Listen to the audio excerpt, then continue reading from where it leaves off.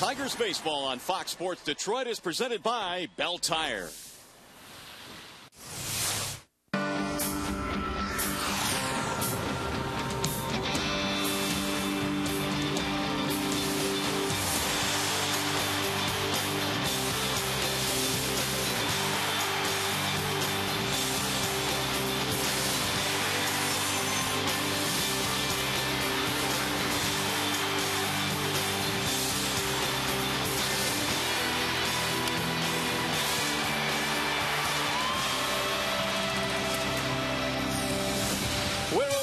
Away from watching the Old English D once again flying Comerica Park. In the meantime, though, there's still some business to take care of as we welcome you to Central Florida and welcome you to Joker Marchant Stadium today. Spring training baseball features the Detroit Tigers and the visiting Washington Nationals.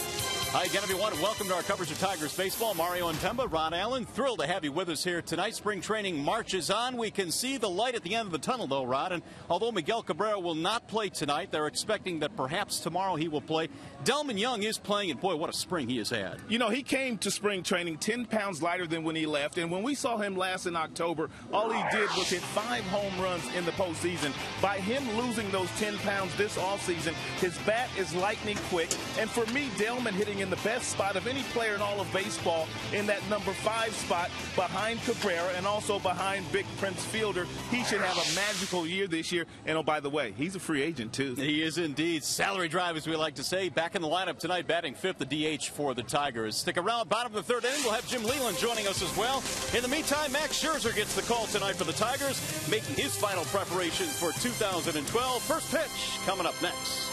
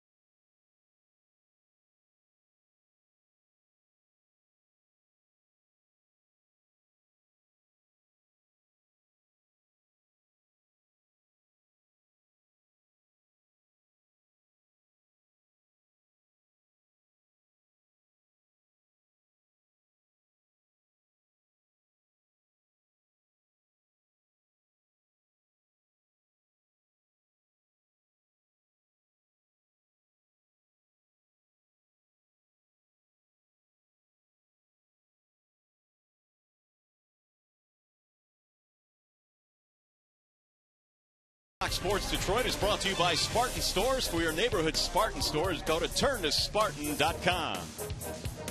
Back here at Joker Marchant Stadium. We're in Lakeland, Florida tonight, getting you ready for baseball. The Tigers and the Washington Nationals here this evening. The lights are on.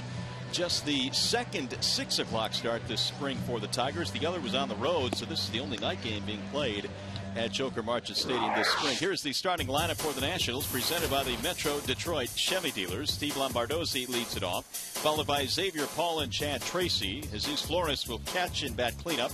T and Hoffpower, Brown, Pahuda, and Johnson round out the lineup for the visiting Nationals tonight. Max Scherzer having a pretty good spring. He comes in 1-1 with an earned run average just over 4 in 5 starts. 20 innings he's had down here. He's given up 17 hits, 21 strikeouts, and he's only walked 5. I talked to Max at length about a week ago, and he told me he's exclusively been working on a good two-seam fastball. Now let's take a look at the Tigers defensively. This is how they're going to line up on opening day for the most part. Jackson in center. You got Bosch in right. The infield reads Prince Fielder, Rayburn, Peralta, Don Kelly getting the start at third. Cabrera due to play tomorrow. And Avila had a marvelous year last year behind the plate. All right, so here we go. The Tigers and Nationals here tonight as Steve Lombardozzi leads it off for Washington on a gorgeous night here. Clear evening. The lights are on, as we mentioned, and the Tigers march on here in spring camp with 15 wins this spring. First pitch of the ball game is outside to Lombardozzi. They'll be followed by Paul and then Chad Tracy. Lombardozzi 296 this spring. And Scherzer missing inside, 2 balls and no strikes. Max, 27 years of age, born in St. Louis. Had a terrific year last year with the Tigers, hoping to build on those numbers in 2012. 2-0 is in there for a strike, 2-1. I just told you that Max is working on a good two-seam fastball this spring. He said he felt like the league made an adjustment to him the second half of the year last year. Sliced back out of play. And because of that, his numbers were elevated. So I think everybody is taking a page out of Verlander's book these days, and less is more early in the game.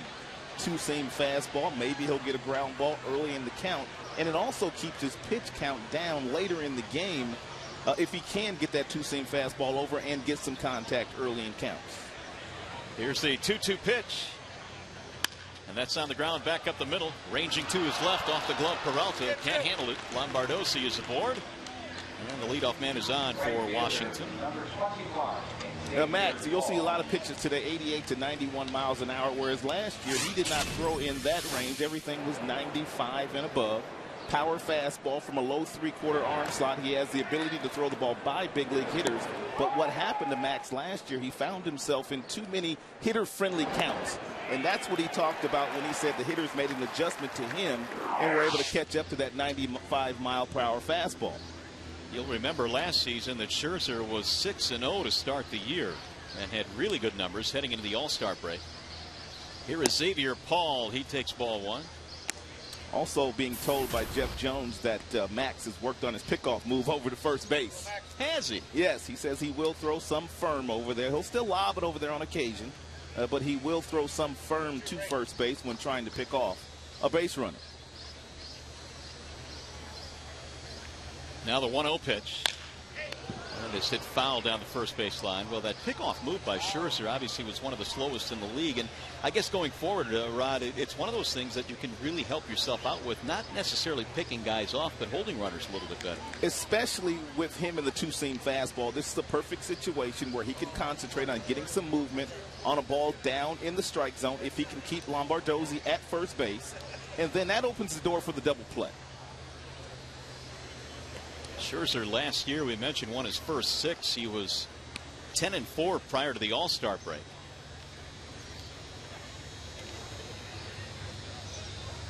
Long look at first base.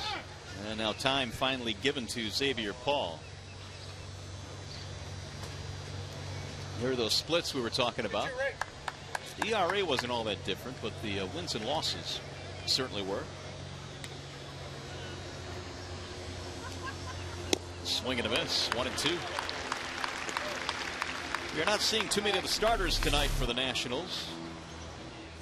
Good changeup there by Max. He does have a real good changeup. He also has a slider. And of course, we've talked about his four-seam fastball at length since he's been in a Tigers uniform, anywhere from 94 to 97 miles an hour. 1-2 on Paul. And a wave and a miss. Down he goes. And Scherzer has his first strikeout of the night.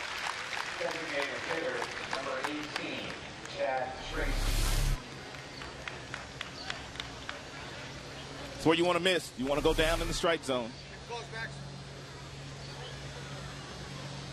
Here's Chad Tracy.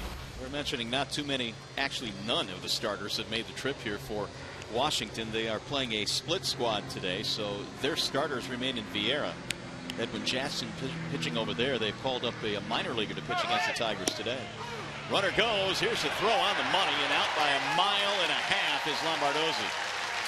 Nice exchange by Avila. And take a look at Avila as the ball's approaching home plate. He turns his body ever so slightly, which gets him in a position to get on top of the baseball and throw a strike down to Peralta and allows Peralta to make the tag. That is picture perfect. When the ball's on its way and a guy's running, adjust your feet, get your body in a good position to make a good firm throw. Tracy waves and misses, and it's 0-2. Well, a caught stealing can change the complexion of an inning very, very quickly, as it has done here. And Avila just continues to improve on his defensive skills. I mean, he's had a great spring at throwing runners out this year. The 0-2 missing outside. 1 ball, 2 strikes. Take another look at the footwork here of Avila.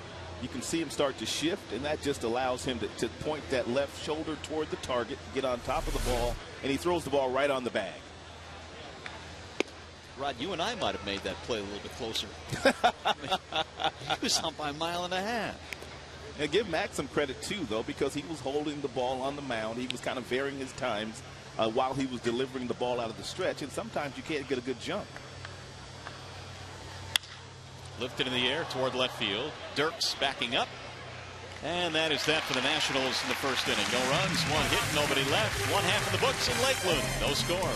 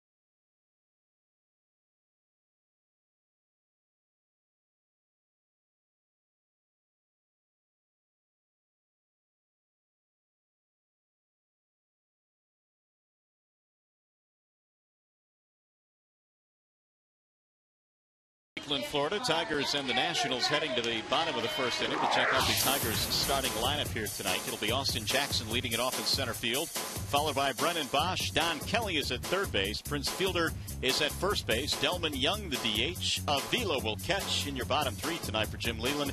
Peralta, Dirks, and Rayburn. And they will face Mitch Atkins. He was brought over from minor league complex to make this start here tonight against the Tigers. He had 3 starts in his career, and he comes in with a 6.75 earned run average. Also pitched briefly last year for the Baltimore Orioles. So the 26-year-old out of Greensboro, North Carolina, ready to go to work, and he will face Austin Jackson to start things off. Been a pretty good spring for Jackson, batting .269. As he continues to work on some of the adjustments he made offensively. And he looks at strike 1. Talked to Lloyd before the game today, and he says he's pleased with the adjustments Jackson's made, and he's also very pleased with the progress going forward. High fly ball, right field, hit well. Paul is going back to the track, and he'll haul it in. Jackson making good contact there, but it dies on the warning track. 1 gone. We'll be saying that a lot about this Detroit Tigers team, making some good contact.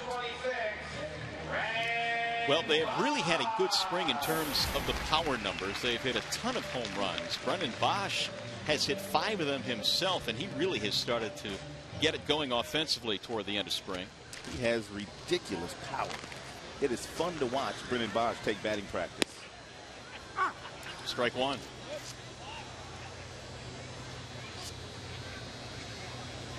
Bosch at 268 this spring to go with his 5 homers. And he rolls that one foul. The one thing that he can do, and he has displayed the ability to drive the ball the opposite way.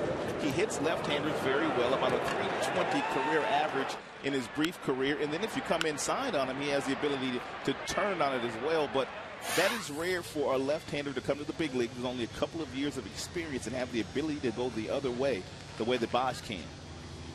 You know, we talked about Rod 2 years ago when he was a rookie, how he really struggled in the second half. Do you think that might have had some kind of a positive effect for him going into last year? I do think so. Because really what he got out of the way when he struggled in his first year, that second half, is he got the sophomore jinx out of the way. Last year he was having a very good season until, of course, the thumb injury. But this year looks like he's ready to break out. Got him, strike 3 as Atkins threads the needle and Bosch is out, 2 gone. Third baseman, number 32. It's a nice pitch there by Atkins. Looked like a little cut fastball off the outside corner. Nice framework by Jesus Flores, his catcher. Yes, it was. Here's Don Kelly with 2 outs. Kelly this spring at 341, not bad. He's also homered. The 1-0 pitch. Tried to hold up, couldn't do it. Kelly, of course, the super sub, playing third base in the ballgame tonight. Word is that Cabrera probably will play tomorrow. They held him out one more day, which I guess if you're going to err, you might as well err on the side of caution. Well, Jim said that once he got clearance from the doctors, he was going to give him 2 days before he put him in a lineup, and tomorrow would be that 3rd day. Lifted down the left field line, foul. This much I do know. It was fun watching Cabrera on the field today, taking some ground balls, taking some batting practice, having some fun. He is one guy that truly loves to play the game, and he's always got a smile on his face. That he does, and he certainly put a smile on Jim Leland's face when they found out on Tuesday that he would be ready to go, and he'll be there opening day, and we'll get a chance to talk to the skipper in the bottom of the 3rd tonight. We'll mic him up. Well, here's Miguel taking some hacks early today. There's a bouncing ball hit to the right side. Backhanding is Pahuta, the first baseman. Pitcher covering, and the inning is over. Tigers go in order, and we go to the 2nd in Lakeland.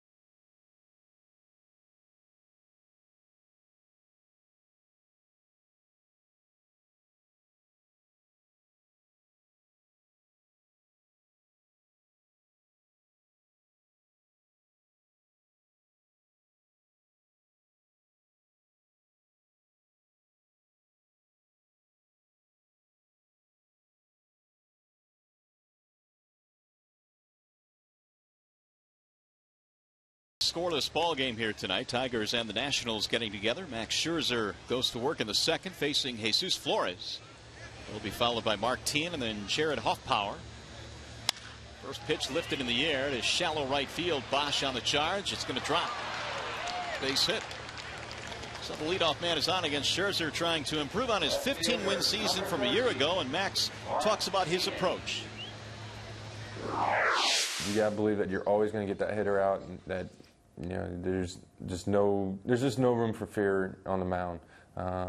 Just because you're in a relentless position where the game is in your hands and you got to constantly be on the attack. And I feel like when you constantly have that type of mentality, more times than not, you're going to be successful. Mark Tien fouls it back out of play.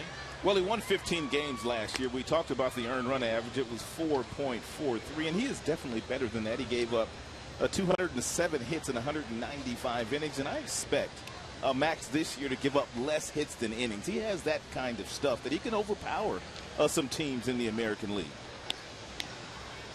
Well, he was certainly overpowering in his last start down here in Florida. Waving a miss by Tien.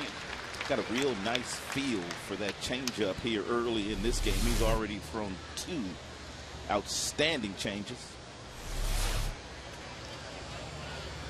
That is the best pitch in baseball for me. It's nice to have that 95-mile-per-hour heater, but if you could throw that changeup and throw it fearlessly whenever you need to throw it, you'll keep hitters off balance and you'll get a lot of easy outs. Scherzer in his last start against the Yankees down here in Florida went 7 innings and struck out 8, allowing just 3 hits in that start. Here's a familiar face, Mark Tien, who spent 5 years with the Kansas City Royals.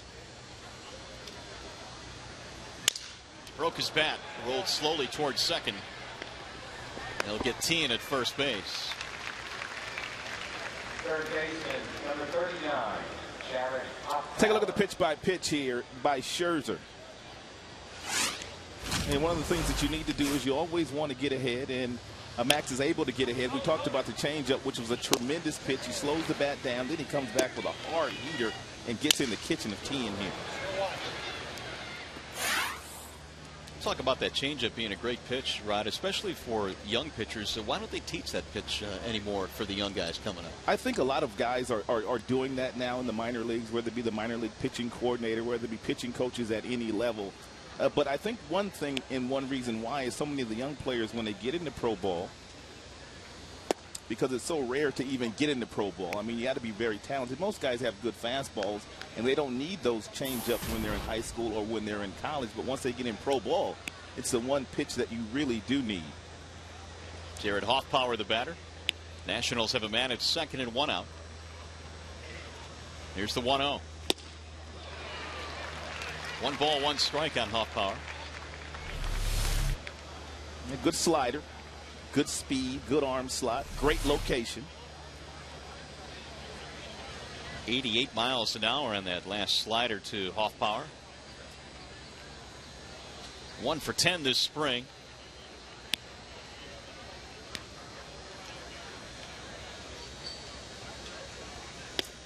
I think Verlander demonstrated last year, and of course, no one has the kind of talent that Justin Verlander has, but I think a lot of the starters on the Tigers staff, they kind of watched Verlander during the course of the season, how he'd start at 90 to 91, and then when he needed to put his foot on the gas pedal, he would get up to 97, 98, sometimes triple digits.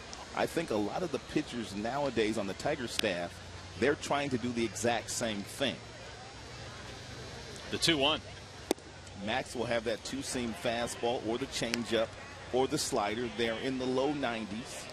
Or high 80s with the off-speed pitches, but he can get up to 95, 96 when he really wants to. Well, pitching coach Jeff Jones was telling us that is one adjustment they try to get Andy Oliver to make, and early in camp he made it extremely well, but his last couple of starts got him optioned down to the minor leagues. That's popped up. Left side of the infield. Peralta calls off Kelly. That's an example there of him dialing up just a little bit and then throwing the ball inside the Hoffpower to get him to pop up in the infield. But if you are going to dial it back in the first couple of innings, control and command becomes more important, doesn't it? No question about that. You have to locate. And strike 1 is imperative. So with 2 outs, here's Corey Brown.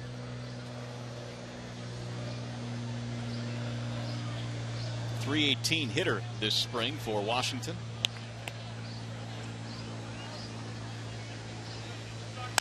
And a bouncing ball to first base, right at Prince off his glove. And this one will get away from him.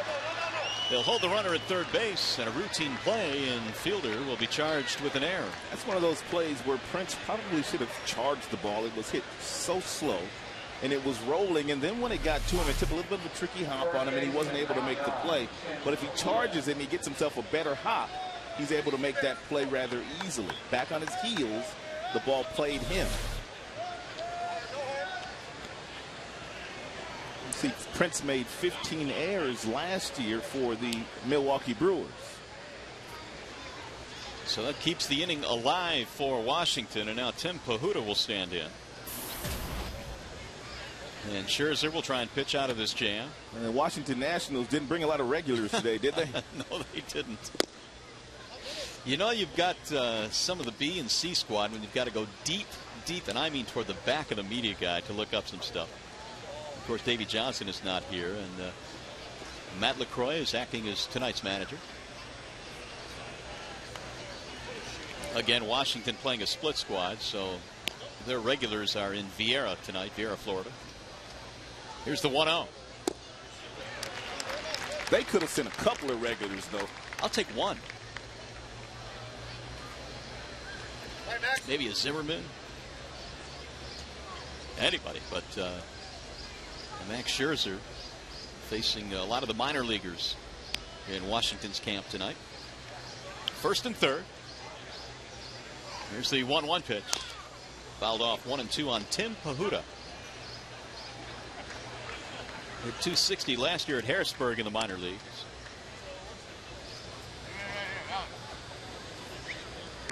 Nationals feeling a little bit more excited about their chances this year. They made a lot of moves in the offseason and a lot of excitement. They have really had some guys come up through the minor leagues to help. Of course, Strasburg and Bryce Harper is on the horizon. Made a trade for Gio Gonzalez. Got him from Oakland. They signed Edwin Jackson. They've got a nice rotation. Fouled away. 1-2 on Tim Pahuta. The inning alive on the air by Prince Fielder. That last fastball from Scherzer registering 96 miles an hour. He's starting to dial up a little bit.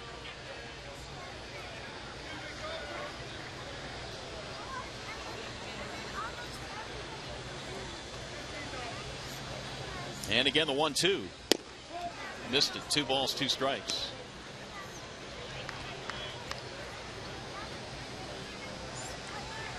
Scherzer last year pitching 195 innings in the Tiger rotation. That number for the second straight year, 195.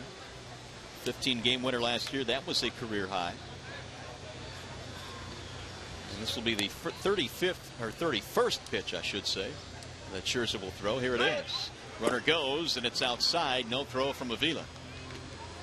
One of the things that Jim challenged Max to do last year was he wanted him to get 7 innings and throw 100 pitches versus 6 innings, 5 innings and throw 100 pitches. So he just wants him to be a little bit more efficient with his strike throwing early in the game, which would allow him to get deeper in games, and they could turn the ball over to Benoit and Valverde as they do on most nights when they have a win. A lead, I should say. Swing and a miss, and he takes care of Pahuta. Second strikeout of the night for Scherzer. Fielder will lead things off at the bottom of the second.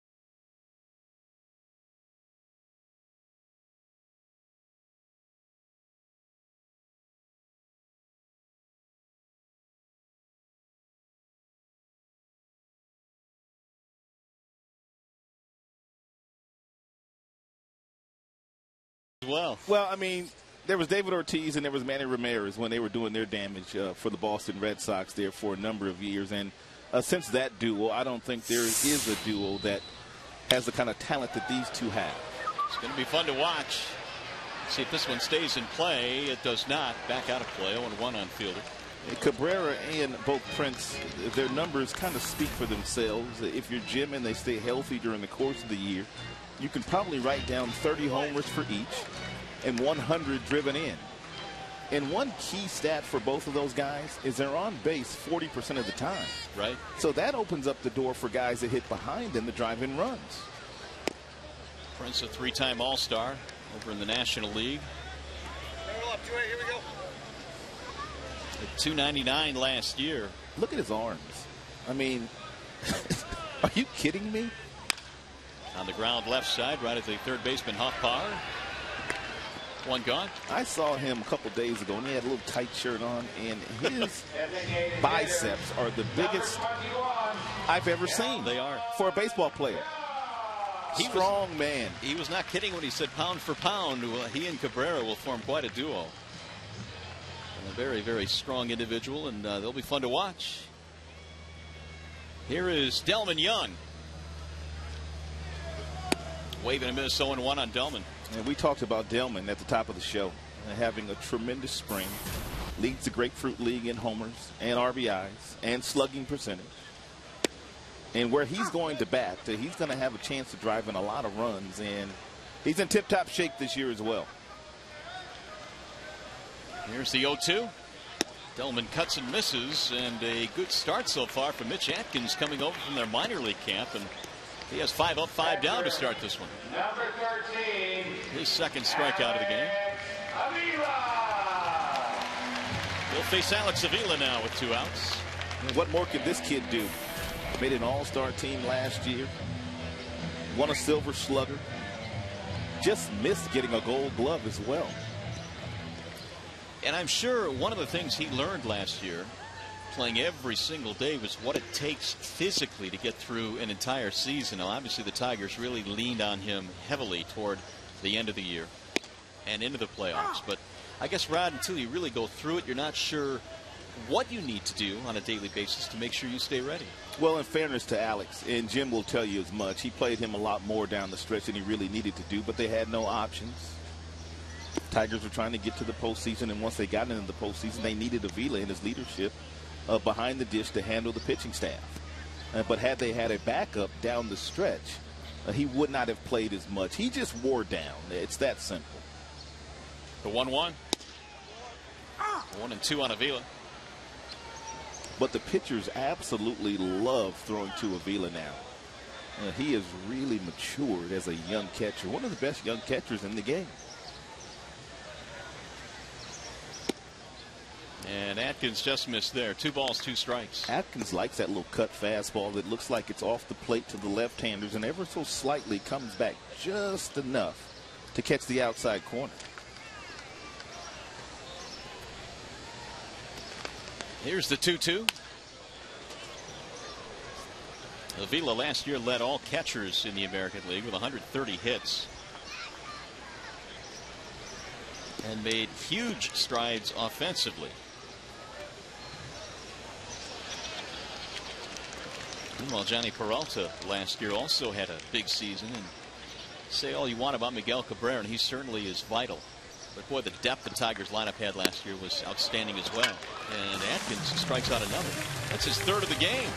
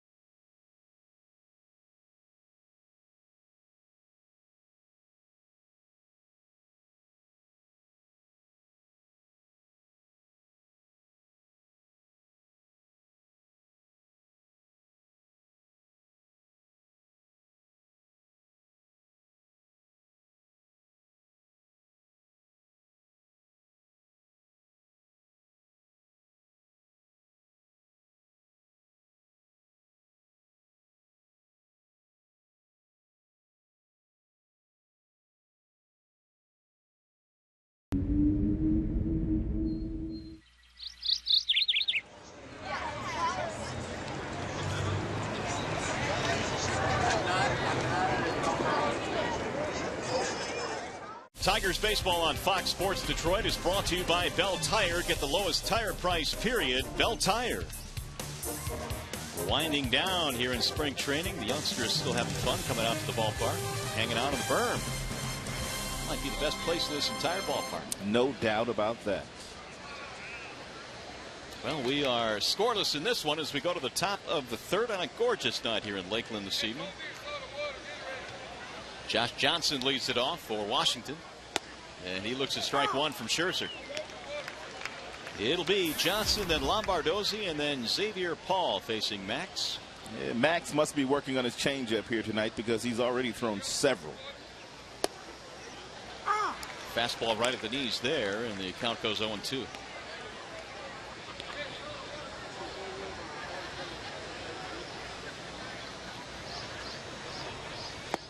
Checked it.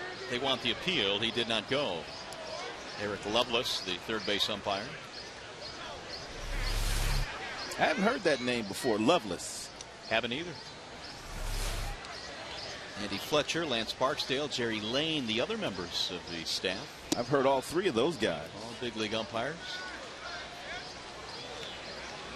Here's Mr. Lovelace.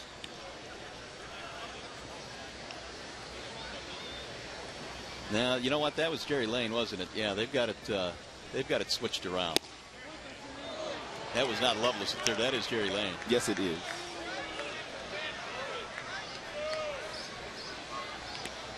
Lovelace is here somewhere. 3-2 on Johnson. Bouncing ball, first base side, fair ball. Prince has it there. Scherzer covers. Hey fans, Fox Saturday Baseball returns on April 7th with some of the sport's biggest names on their new teams. Albert Pujols and the Angels, Prince Fielder and the Tigers, plus defending World Series champion Cardinals headline the debut of Fox Saturday Baseball on April 7th at 3:30 p.m. Some of the names on that list, I mean, there are some really good teams in the American League this year. Powerhouse teams. No question. No question about that. You'll see one of those on a nightly basis at Comerica Park. Texas Rangers, the Angels, Red Sox, Yankees, of course, the Tigers. And you can't go to sleep on the Tampa Bay Rays. They've got a nice pitching staff. And Joe Madden always gets the best out of them. Steve Lombardozzi batting with one out.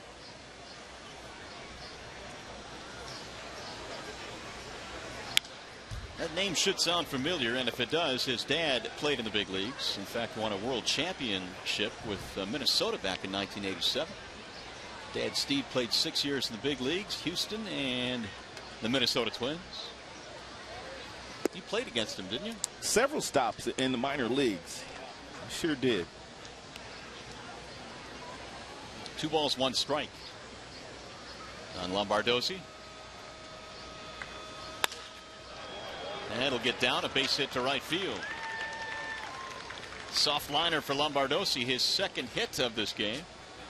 Right fielder, number 21, Xavier Paul. Third hit total now for the Nationals.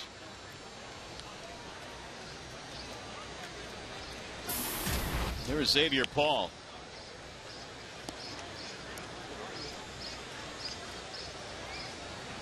Paul was signed as a minor league free agent in December.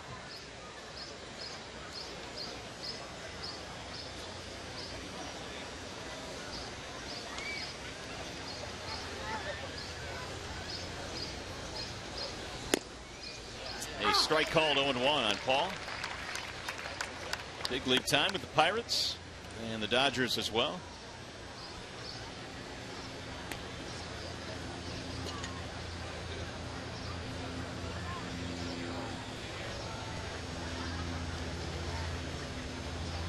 Here's the 0-1. In the air toward left. Dirks cruising over. Paul is out, 2 away. Well, once we get to the bottom of the third inning, we'll have a chance to catch up with the skipper. We'll mic up Jim Leland, get his thoughts on what I would imagine, Rod, is a camp that has gone about as well as you could hope, obviously aside from the injury to Cabrera, but it looks like the big fella's coming back, so it's been pretty smooth sailing. It's been run very well, and Gene Lamont handles a lot of the everyday scheduling And of course, Jim, he just kind of maneuvers around and talks to everybody and does what he does. And of course, they've got Jonesy, they've got Lloyd, they've got Tom Brookins. They've got a nice staff. And the players, I mean, you go in that clubhouse, it's all business. I mean, this team, I feel, in my opinion, they've got some unfinished business. They could have got to the World Series last year, missed that by one game. They're determined to get back this year. Chad Tracy hits one to right field, base hit. Lombardozzi will pull into second and stop there as Bosch hustles it back in. 2 on and 2 out. A couple of hits in this inning to left-handed batters have both come on the changeup, as I pointed out at the beginning of the inning. It appears that that's a pitch that Max is trying to get a feel for here tonight.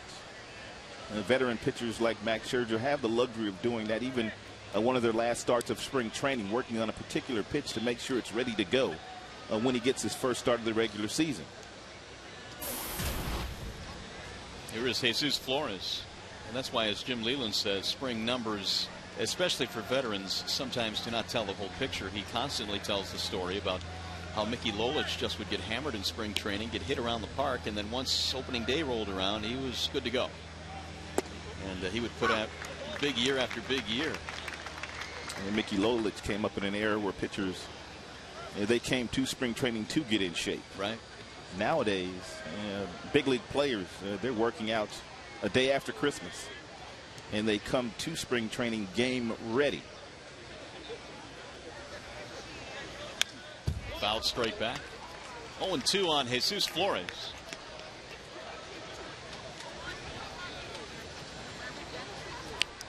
Nationals now have 4 hits in the ball game. All singles against Max Scherzer.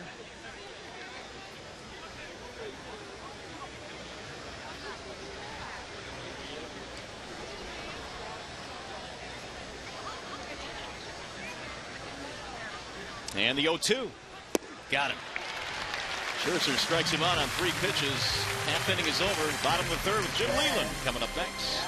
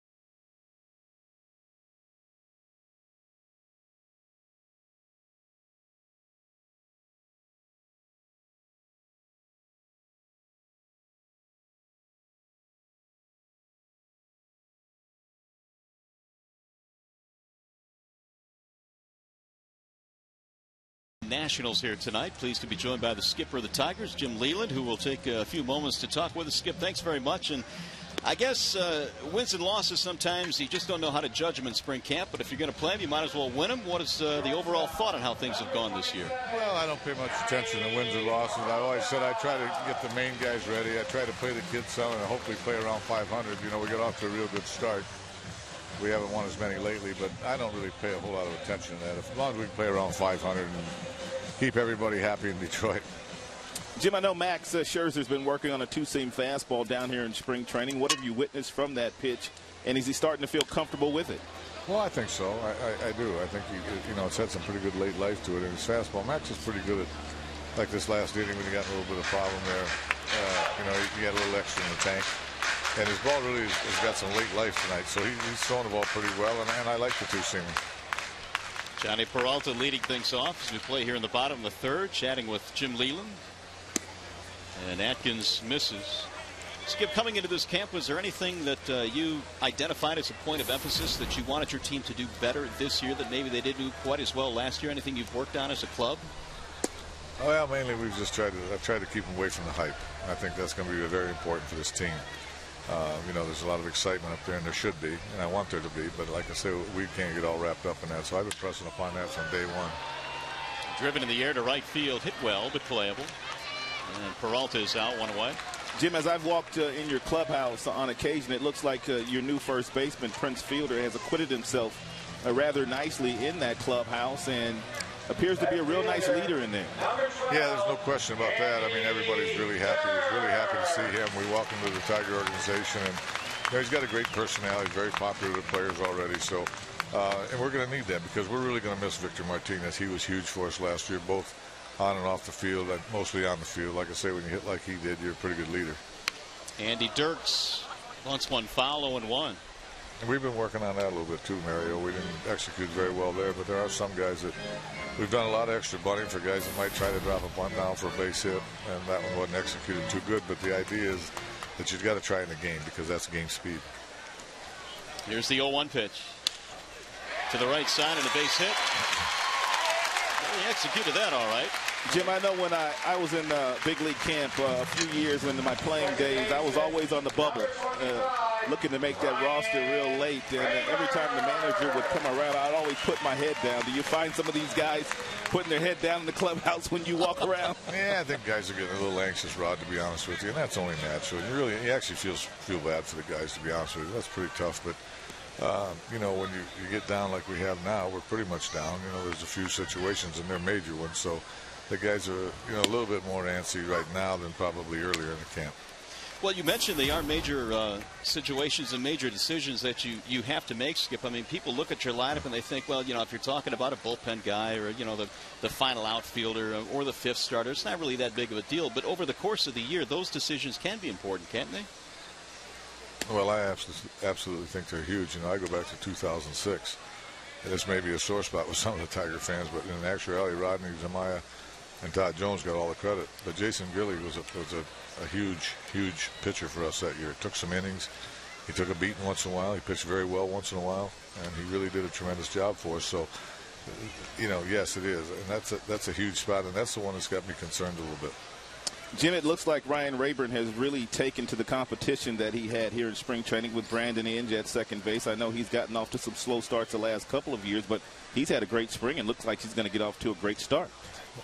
You could tell by his comments, you know, early on. He said he really wasn't in competition. He was just getting him ready for the major league season. So that shows you how much he's grown. Other years, I think he'd have been a little bit of a nervous Nelly, but now he knows he's a big league player and he's a good player, and he knows I like him, and he knows that the coaches like him, and he's produced very well. So I think he's handled everything really, really well.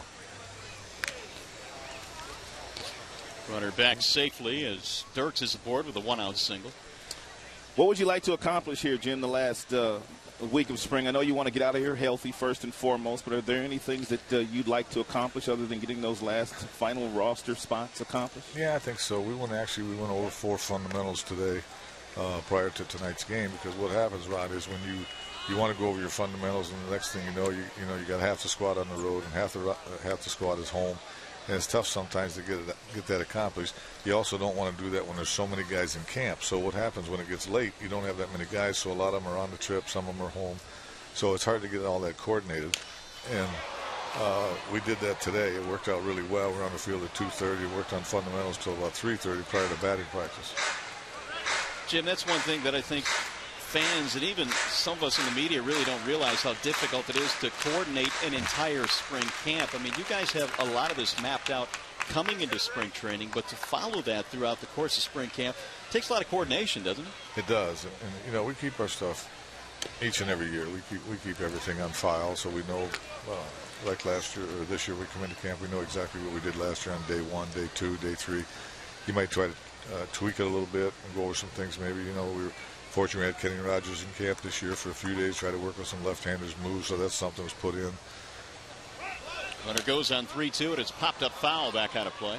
Yeah, but it is. It's very difficult, you know, to keep basically around 60 guys in action and not standing around too much. So, you know, it's just not that easy to do. And, you know, if players complain once in a while, I'll tell them, well, come in the office and you make out the schedule for tomorrow. You place everybody where they're supposed to be. That usually puts a stop to it. Quick throw, and the runner back. Dirks just snuck back in there. Miguel Cabrera, last couple of days taking some batting practice, and I believe you told me you're going to play him tomorrow. That's correct, Rod. He'll be in the lineup tomorrow in Sarasota, and hopefully the rest of the way out every day, you know, depending on how he's doing. Runner goes again. There's ball 4. When I say how he's doing, I'm talking about, you know, in case there's any repercussions from the injury or anything like that. We'll watch that close, but I plan on playing him every day the rest of the way out, starting tomorrow. Maybe not 9 innings, obviously, every day, but he'll be back in the lineup tomorrow. He'll be ready for opening day. That group you have of Cabrera and Bosch and Delman Young and Prince Fielder, have you ever seen 4 guys, and I know it's just batting practice, but have you ever seen 4 guys assault the baseball like they do? Well, today they put on a real good show in batting practice, and I told hitting coach Lloyd McClendon they won't get a hit during the game tonight. They put on one of the most unbelievable shows I've ever seen, but, you know, now the game starts, so we got to just wait and see how they do. But it was pretty impressive, I'll tell you. Well, we can talk about the guys in the middle of the lineup, and those guys, obviously, Jim, will drive in a lot of runs. But this guy right here, Austin Jackson, how critical is he to your offense this year? Well, he's huge. You know, I mean, he is a big key for us. You know, every year you pick out 2 or 3 things that you think are extremely important, and certainly Austin's one of those. You know, when we got hot last year, he went on a little streak there himself, and we really turned it around and turned it on a little bit. So, you know, if the big boys come up with nobody on, that's not a good thing. So Austin is a huge key. 0-2 on Jackson here with 2 men on. No score. We're in the 3rd. And the 0-2. Wave and a miss. 2 gone. Talking about a couple of the decisions that you have to make here, Jim, before the team heads north. As a manager, would you already like to have your 25-man roster set, or do you still kind of like some of the healthy competition for some of these young kids, showing you what they're made of the final few days of spring training? Well, there comes a point I'd like to have it by now, which we don't, obviously. But I think, you know, I do like competition early on. But I think there's a point where you do like to get your team and just get the 25 settled in the clubhouse. Give them a few days to just rub elbows with each other before you go up north. You know, I don't know that that's going to be possible this year because it looks like some stuff could go right to the wire. But no, that's a great point. I think early on the competition is great. A lot of guys in the clubhouse, nothing wrong with that. But at some point you want to just get the guys that are going to be there just together. So when they're walking around, they got to bump into each other. You know, they're not bumping into the 40th guy in camp or the 51st guy in camp. They're bumping into one of the 25, and they, you know, correspond and having some relationship, and I think that's important. Ren Bosch batting now with 2 outs and 2 men on. 1 ball, 1 strike. Jim, one more before we let you go. Any young guys really open your eyes? I know Garcia had a good spring at the start, and Quentin Berry was playing well before he went down. Yeah, well, you know, you always look, and, you know, I think we really have some good prospects, and I was really impressed with Quentin Berry. You know, we're a team that's not real athletic, you know, with a lot of speed. So he was very interesting for me. You know, he's one of those guys that could really play a role before this season's over.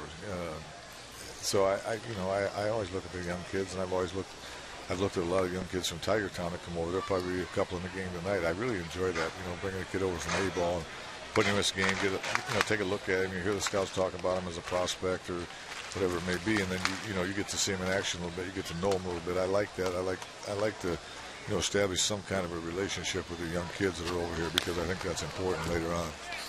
Well, Jim, we know you're working down there. We appreciate the visit. We'll let you go. Thanks very much. Oh, sure, you're welcome. All right, the words of the skipper, Jim Leland, getting his thoughts on spring camp and how it has gone so far. And there's a whole lot that goes into spring training and getting it done from day 1 till the end of spring camp. And the Tigers just trying to get through it here healthy and get ready to go. And nice of him to answer all the questions. And, of course, Jim always honest in giving you the answers that you want to hear, the things that are on his mind. Here's the 1-2 pitch, and it's driven high in the air to right field. Bosch has tagged this one way back. That ball is up there, and that ball is gone. Brennan Bosch has just hit a 3-run monster homer. I described his power when he was up in the first inning as being ridiculous. And that it is. How do you go down and take a ball off your shoe tops and hit it 430 feet from home plate? Jim also talked about the fact he didn't think any of those guys would get a hit in the game today. That ball is down, and it looked like he hit it with one arm. That's how strong Brennan Bosch is. Took it off his front foot. That thing traveled way out there in right center field. This is in shallow left, and it'll be caught by Tien to end the inning. Big inning it is, though, for Detroit. A 2-out, 3-run shot for big Brennan Bosch.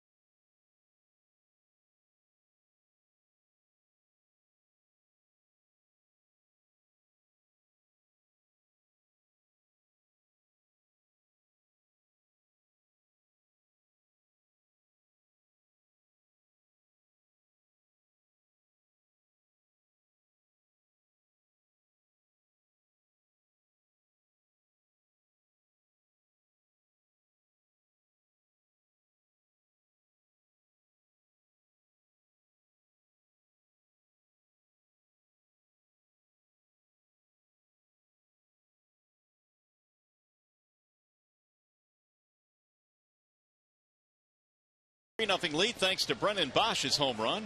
And as we go to the fourth inning, here come the Nationals. Tien, Hoffpauir, and Brown on a great night for baseball here in Central Florida. Bosch hitting his 6th of the spring, and it went a long, long way. Scherzer missing low. 1 ball and no strikes on the veteran Mark Tien. Tien in this ball game 0 for 1 with a bounce out. Avila makes a trip out to the mound very quickly.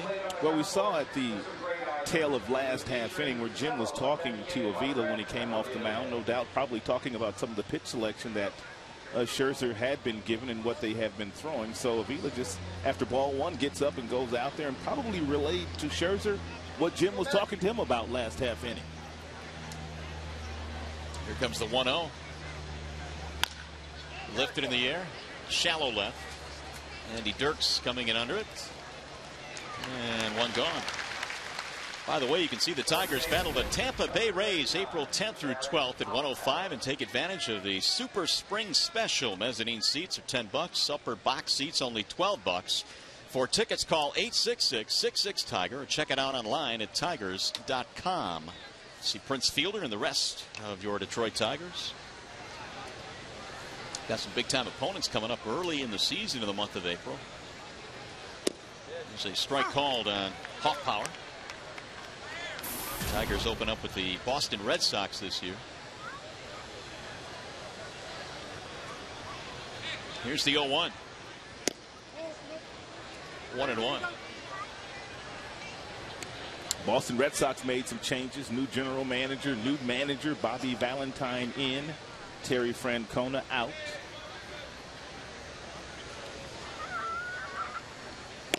Red Sox, of course, had that collapse at the end of last year. So much was expected of that team, but you can expect they will be good again this year. Yes, they will. They've got a lot of talent. The old Lester Verlander matchup on opening day. There's a chopper hit to third. Don Kelly is positioned there.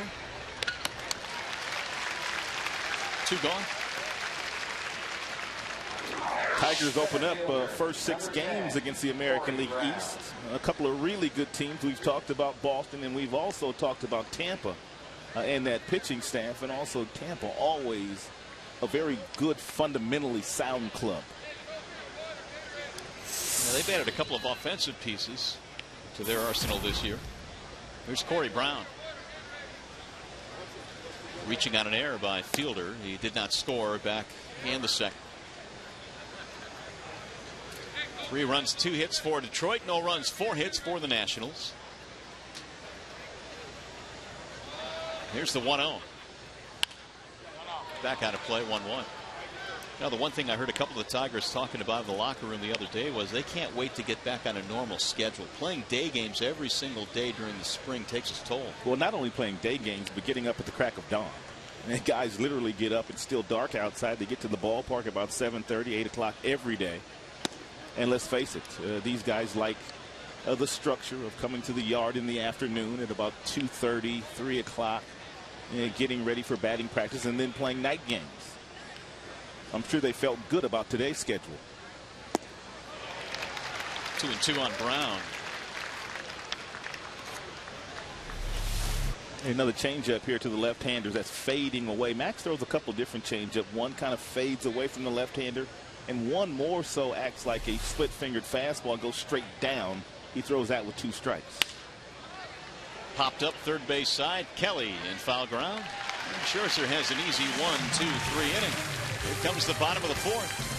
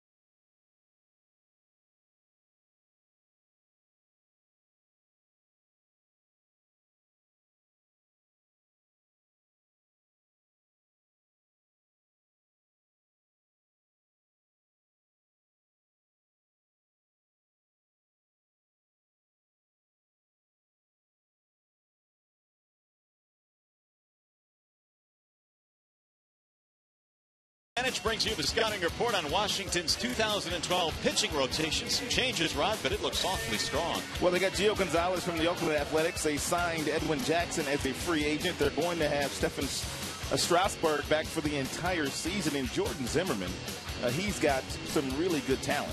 Look at those earned run averages. All really, really good. They've got a nice staff. Get the Bernstein advantage. We go to bat for you. Well, we go to the bottom of the 4th. Tigers up 3-0 as Prince Fielder drives one in the air to left. Righted Martin. 1 pitch, 1 out. And Atkins now has gone first pitch strikes on 12 of the first 13 he's faced. That's one of the reasons why he has pitched a very good game. The Tigers only have 2 hits, but it was a big one. The big hit by Brennan Bosch, a 3-run homer.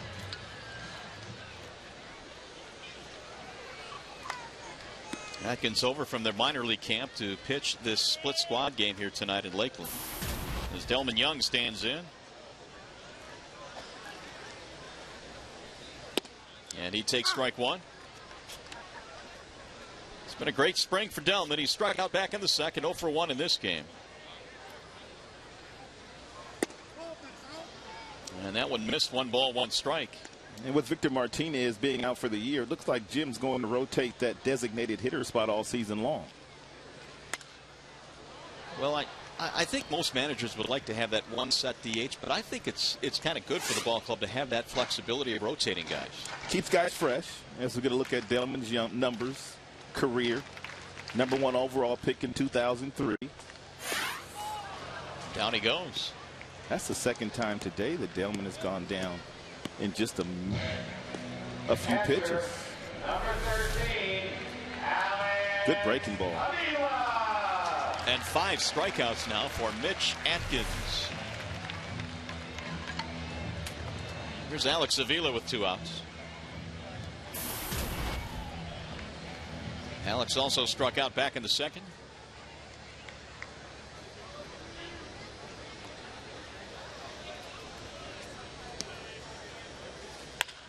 And he rips one right down to first base, knocked down by Pahuta. He will stay with it. And the Tigers go in order. We go to the 5th inning here in Lakeland.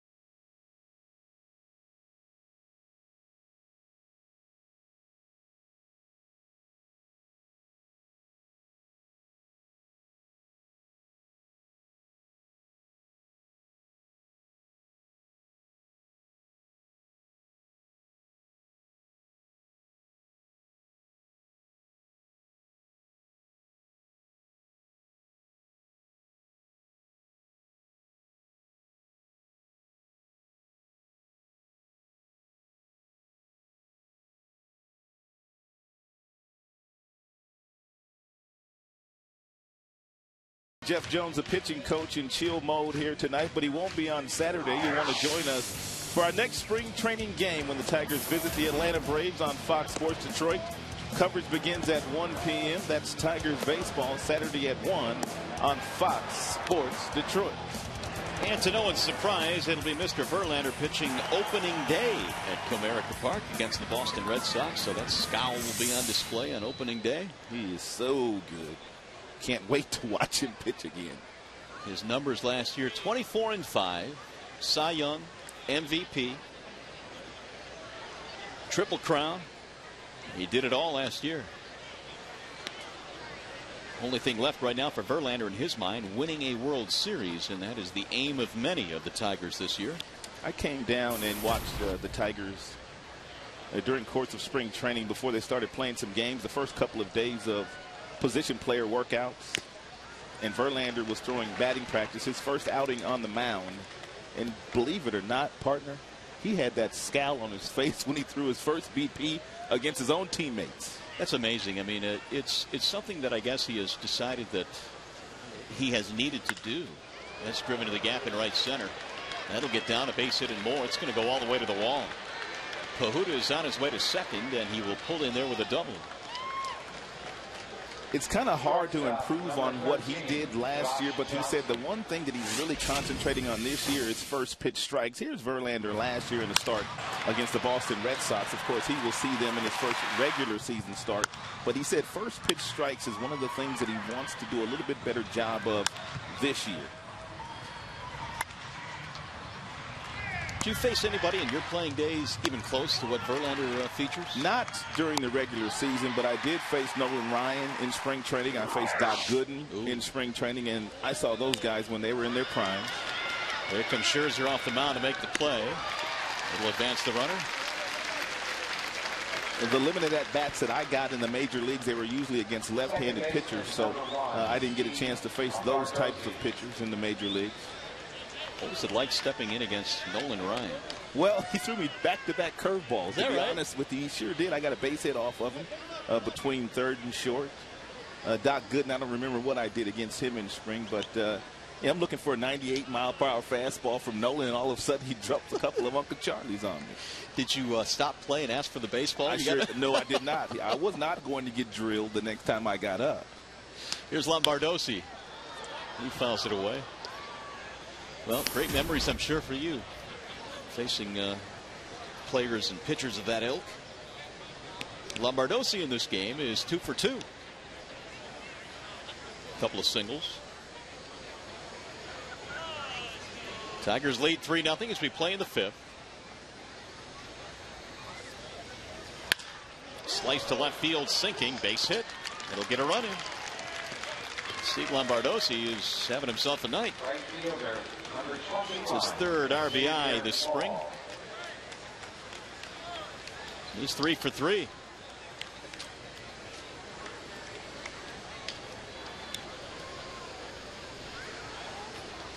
Here's Xavier Paul. Very important for Max here to make sure that Lombardozzi stays at first base.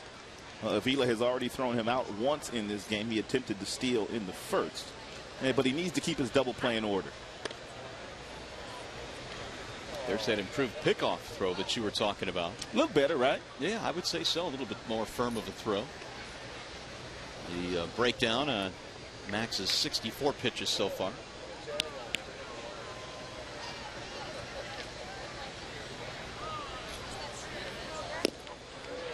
Out in front, 0-1.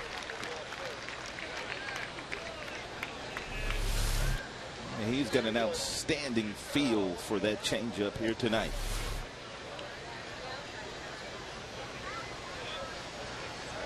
Paul is 0 for 2, strikeout and a fly ball. And the speed differential is very good, at 83 to 95 with the fastball.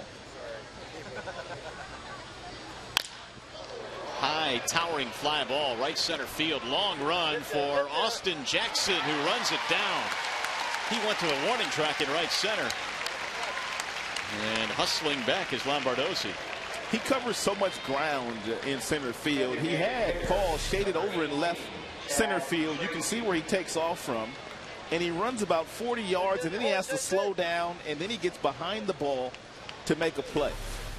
He's got a Gold Glove or 2 in his future, only 3 errors last year.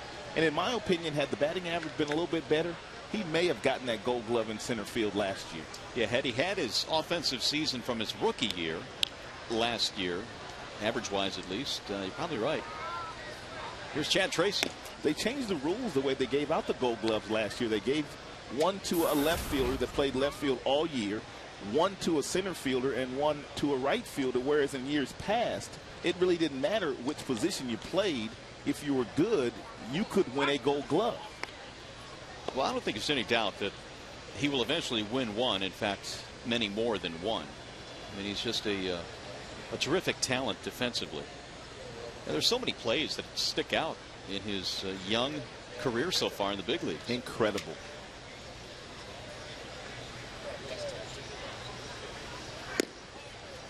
Missed it high. 2-0 on Chad Tracy. Max has had only one 1-2-3 inning in this game, and that was in the 4th. He has given up a run here in the 5th.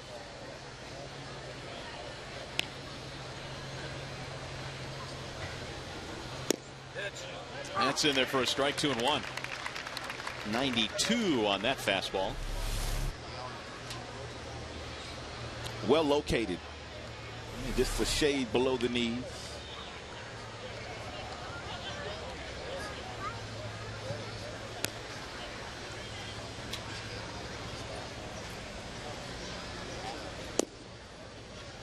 Three and one.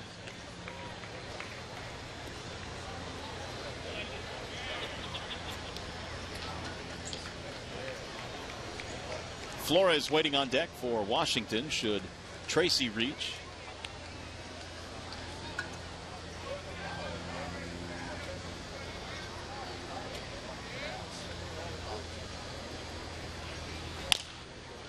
Popped up foul. Back out of play. 3-2 now on Chad Tracy. We're talking about the start that Scherzer got off to last year. He was the Tigers pitcher of the month last April. And we mentioned he won his first 6 straight decisions. JV must have got it every month after that. Yeah. JV finishing with 24 wins.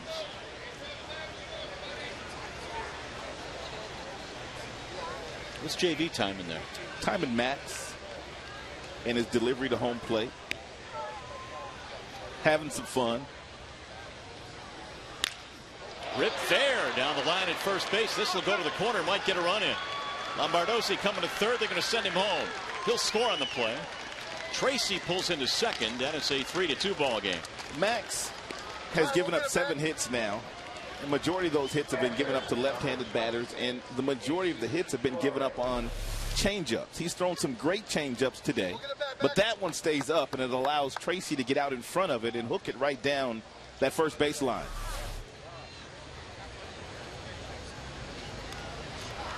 The Nationals now have put up 7 hits in this game. They have scored twice here in the 5th. And here is Jesus Flores.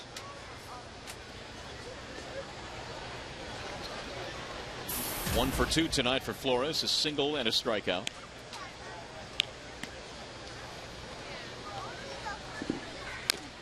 And he taps one foul at home plate. Flores, parts of 5 years in the big leagues with the Nationals, did not play a couple of years ago, suffering a shoulder injury.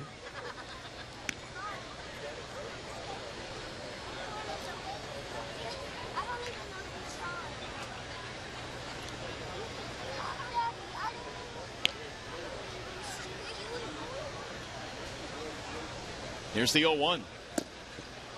Make it 0-2 on Flores.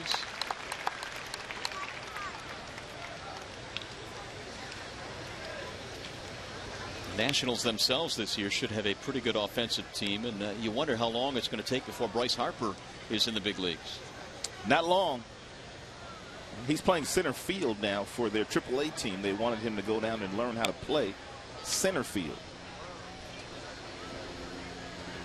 Here's the 0-2. Which kind of gives you an idea that of the talent that Bryce Harper has.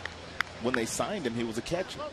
So for you to be behind the plate and then have the ability to go out and play center field speaks volumes for your skill set. Well, there's some thought, at least, that Harper might break camp with the big club. He got off to a good start, pulled a hamstring. Then when he came back, he just didn't perform very well. Chin music there on Flores. 2 balls, 2 strikes. We'll see what he comes back with. If he comes back with a good fastball inside, if he simply goes with that real good slider down and away for strike 3.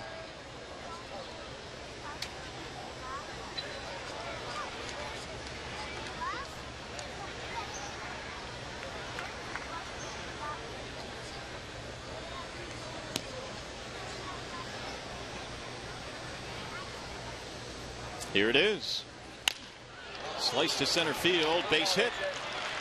Tracy coming to third. They stop him there. Throw is cut off by fielder. And first and third. You saw Avila go through a series of signs after touching some of his body parts, the shoulder, the chest protector, and then putting down and flashing signs. The first sign he put down a slider. You'll see the 3 at the tail end of this one. Scherzer didn't want that one. Here's the first one. You'll see the 3. That's the last one. He didn't want that. So he goes through it again. He puts the fastball down this time, and that's the pitch that was hit, the fastball.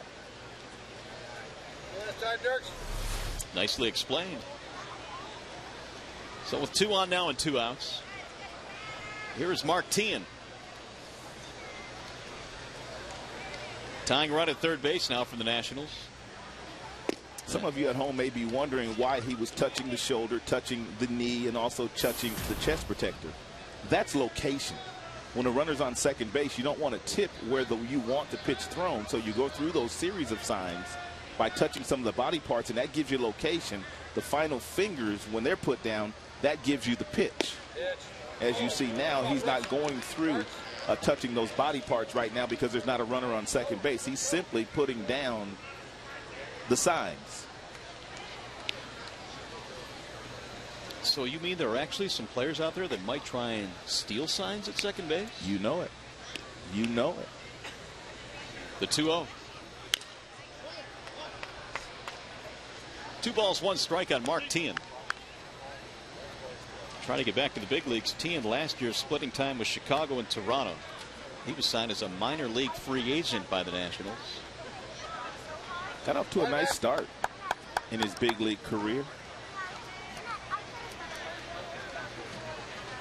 Majority of that time was with the Kansas City Royals. Wave and a miss. There was a time, in fact, with the Royals that he started 4 straight opening days at 4 different positions. You're right. Including second base. Second, third, left, and right. 2-2 on Tien.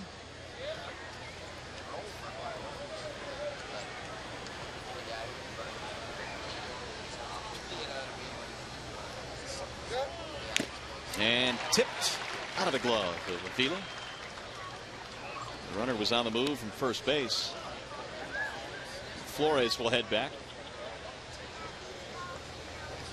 Beautiful night here in Lakeland, Florida. It's been a warm spring. It's been above 80 degrees about 18 straight days. It seems like every day here has been a carbon copy of the previous day. 85 degrees and clear. Plenty of sunshine and warmth. It's been a great spring. Usually in Florida you have some days where you get some rain and you're not able to get on the field and get accomplished what you'd like to accomplish, but that hasn't been an issue down here in Florida this year. Yeah, the Tigers, in fact, have had only 1 game rained out, and that was on the road in Kissimmee against the Astros. And no problem playing here in Lakeland, and they've had big crowds just about every single ball game here. Bouncing ball right side, right at Prince, and the inning is over. You're watching Tigers baseball on Fox Sports Detroit, presented by Bell Tire.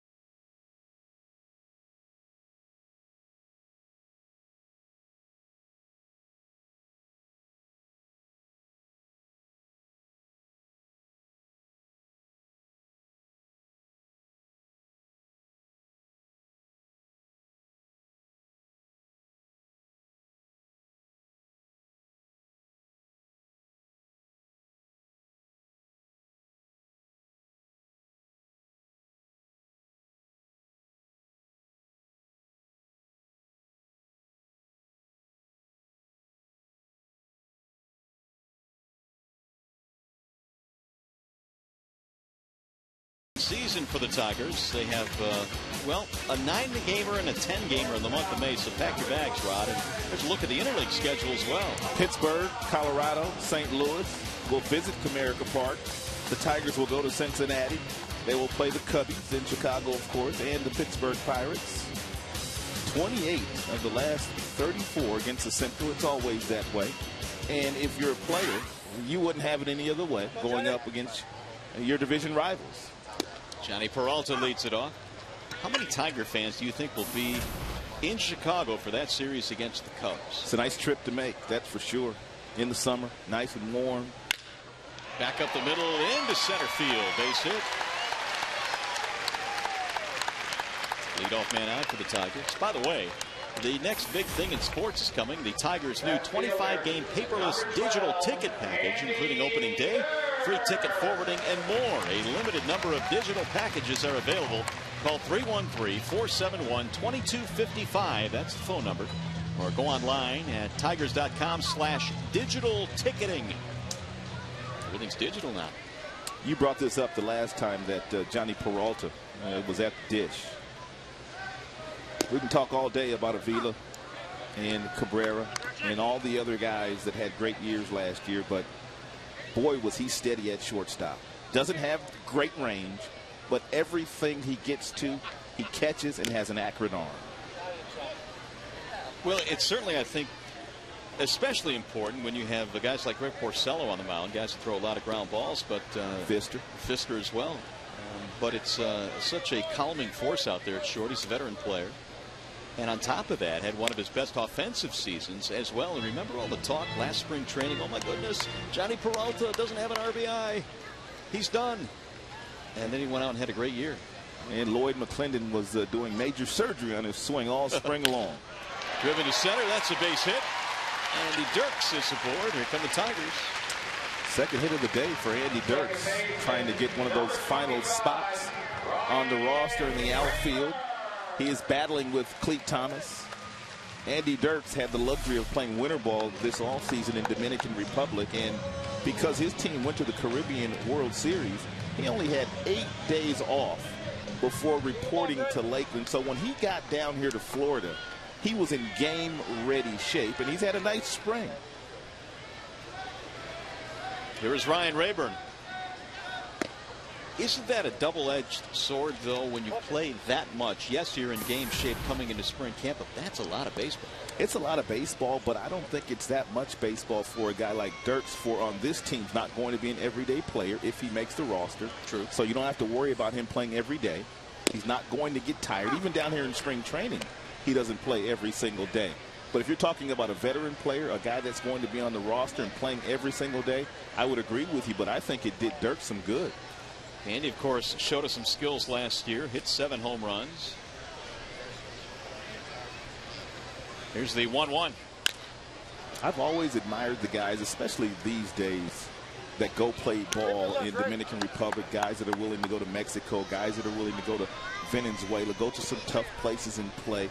The Arizona Fall League's a very good league, but you don't have to worry about the pressures of being sent home if you struggle. But if you struggle in those other places I mentioned prior to the Arizona Fall League, they will send you home. Yeah. So you have to produce when you go down to the foreign countries.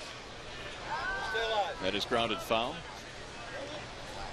And nowadays you have so many players that when the teams ask them at the end of the year, we'd like for you to go play in Dominican Republic or Venezuela, they don't necessarily have to go. Dirk said, yes, I will go and continue to get better. Good for him. 1-2 on Rayburn. Tigers threatening here with nobody out in the 5th. They lead 3-2. Checked it, got it. Strike 3. Center fielder, number 14, Austin. Nice little breaking ball there. Buckled Rayburn's knees, and Rayburn couldn't pull the trigger. The old knee buckling yacker, as they used to call it. Here's Jackson. Austin is 0 for 2, strikeout, fly out. Everybody hit.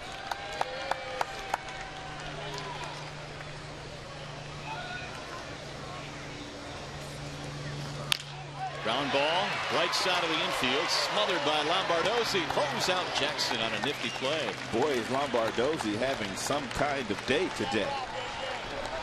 Has 3 hits, couple of steps to his right. He stretches out, he dives, he gets up, and he throws out a Speedy Jackson. It's a great play, especially considering the base runner. So Mitch Atkins, who aside from the Bosch home run, has really pitched a wonderful ball game tonight, coming over from their minor league camp. Now getting into the 5th inning in this one, trying to keep it a 1-run game.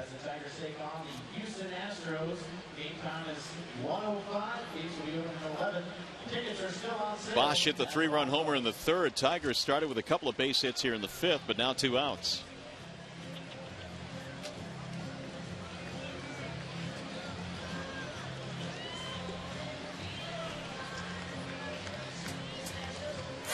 Last time Bosch was up, he went down to the bottom of the strike zone and got one of those breaking balls and flipped it about 430 feet. And no doubt with the base open here, there was a conversation about just how careful you want to pitch to Brennan Bosch in this situation.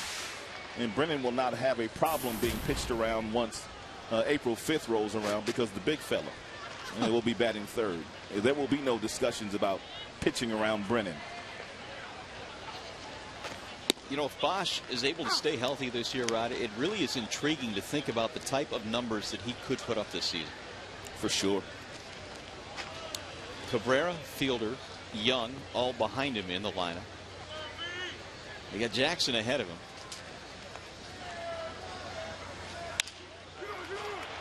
To the first baseman on the ground, Cahuta. They flick to the pitcher covering. Tigers threaten, however, they do not score. 5 in the books here in Lakeland. It's 3-2 Detroit.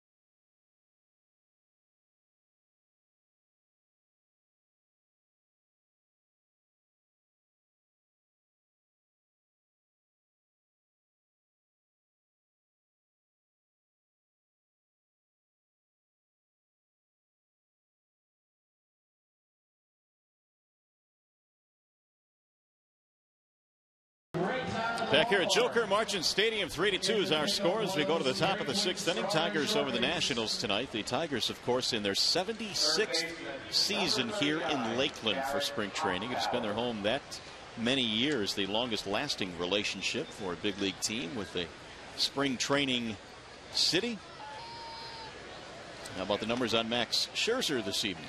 Hasn't walked anybody, so that is always a positive. Has thrown a lot of changeups. Apparently that's the pitch that he's working on. Also a few good two-seam fastballs with some good late life on them. It's a new pitch for Max. High fly ball, left center field. Jackson is under it, and on one pitch, Hoffpower is out. That was a two-seam fastball there at 89 miles an hour, and that's exactly what Max wants to try to accomplish. He wants to get some easier outs. He wants to throw one pitch and get an out versus going deeper in counts, always looking for the strikeout, as Max has done a lot of in his career. Here is Corey Brown with one away. 0 for 2 for Brown, reaching on an error, stealing a base, and he popped up his last time up. Well, when you look at this Tigers rotation, of course, the lead horse is Justin Verlander, but then you've got Fisker, you've got Scherzer, you've got Porcello, still waiting on who will win that 5th spot in the rotation. And there was a pretty good battle going on this spring, although that list is starting to shorten a little bit. Andy Oliver, when we did our first telecast, I believe he was on the mound that day. He was. And it looked like had he had a good outing that day, it would have been his job, but he struggled, gave up about 5 runs on that afternoon. His next start, he gave up another 5 runs, and they had to option him to the minor leagues because he just wasn't pitching like he could get big league hitters out. And he has walked Brown on 4 pitches. First baseman, number 9, Tim. And I don't know for sure, but I would have to think, Mario, that they probably wanted Andy to win that slot. I mean, of the 3 that we have here, he's probably got the most talent as far as the fastball and the breaking ball, but he just wasn't getting outs. Dwayne Belo's a nice pitcher. He throws lots of strikes. He gets outs. But Drew Smiley's only been in pro ball for 1 year. No doubt. Yeah, I think you're right. And if it wasn't going to be Turner, who went down with an injury early in camp and pretty much took care of his chances, I think Oliver is the guy they wanted, but hasn't worked out that way. Drew Smiley has been impressive, though. Left-hander with 93 to 95 on his fastball. He's got a good breaking ball. He's got a cutter. He's got a changeup, and he's not afraid either. You know, you and I both saw him pitch in that minor league game in the backfields against the A-ball team of Atlanta. He looked great there, but how can you really evaluate a guy against that competition? But against some better teams in big league games, he hasn't looked all that bad. Well, he went up against St. Louis yesterday, and St. Louis had pretty much their A team out there going up against Smiley. Gave up 3 runs. Wasn't a great outing for him, but it was a good outing for him. There was some talk early in camp the Tigers might be after John Lannon of the Nationals, but he's been slotted as their number 5 starter. Shattered bat back up the middle into center. Another hit for the Nationals tonight. And who knows? I mean, as we get down to the last couple of days here of spring training, David Dombrowski, he just might go out and make a deal. They have a couple of players that are out of options, which means you can't send those players to the minor leagues. If you try to do so, you'll lose that player, one of those being Cleat Thomas. So there might be a package deal where they might feel like they want to go outside the organization and bring in another pitcher, a number 5 starter. There's Dave and his lovely wife Carrie watching the game from behind home plate tonight. Al Avila seated in front of them. John Westhoff right behind him. Those are the eye rollers. There is strike 1. Well, John Westhoff, he handles the purse strings. He's pretty good at it, too. Yes, he does. An important job when you're handling the money. Yeah, you make sure all the bills get paid. 0-1 on Johnson.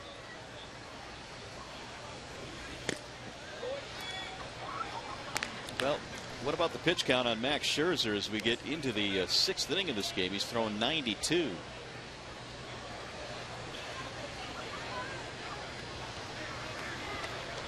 Colin Ballister is warming up in the Detroit bullpen. He'll pitch tonight.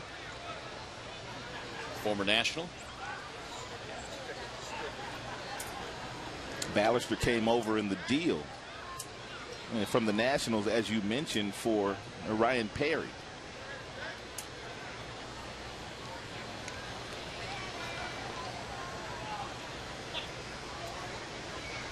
And the 1-1. 2 balls, 1 strike on Josh Johnson.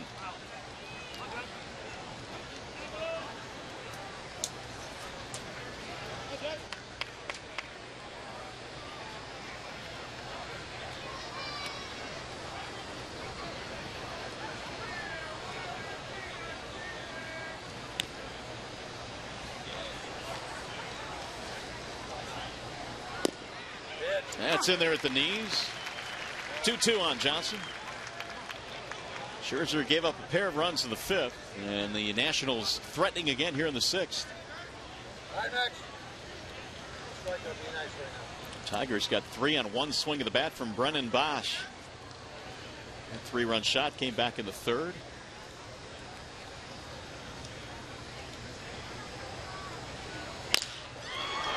Again to center field and a base hit.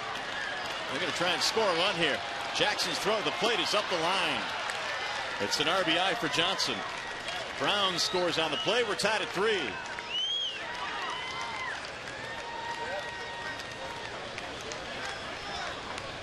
Just about everything hit back up the middle in this inning. Here comes the skipper, and that's going to be it. And Scherzer will be done for the night here in the 6th inning. And we will step aside. Tigers go to the bullpen. Wallside windows pitching change. We'll be back to Lakeland.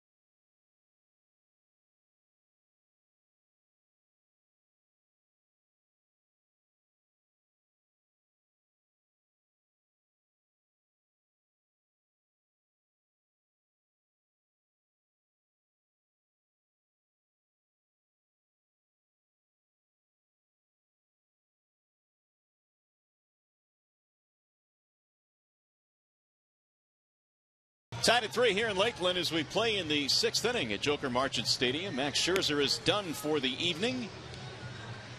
And his numbers, 5 1/3, 10 hits, 3 earned runs. He is still responsible for a couple of base runners. So Scherzer will give way now to the bullpen, and it'll be Colin Ballister. Ballister's got a good firm fastball, anywhere from 92 to 95 miles an hour. He's had a great spring. The earned run average is under 1. Logging 10 1/3 innings, 6 strikeouts, 5 walks. However, that's too high. But he's only given up 1 run. There is Steve Lombardozzi. The Tigers have not been able to get him out tonight. He's 3 for 3.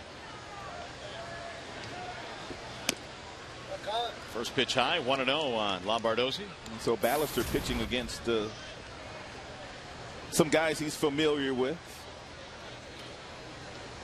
Ryan Perry going to Washington. Ballister coming to Detroit.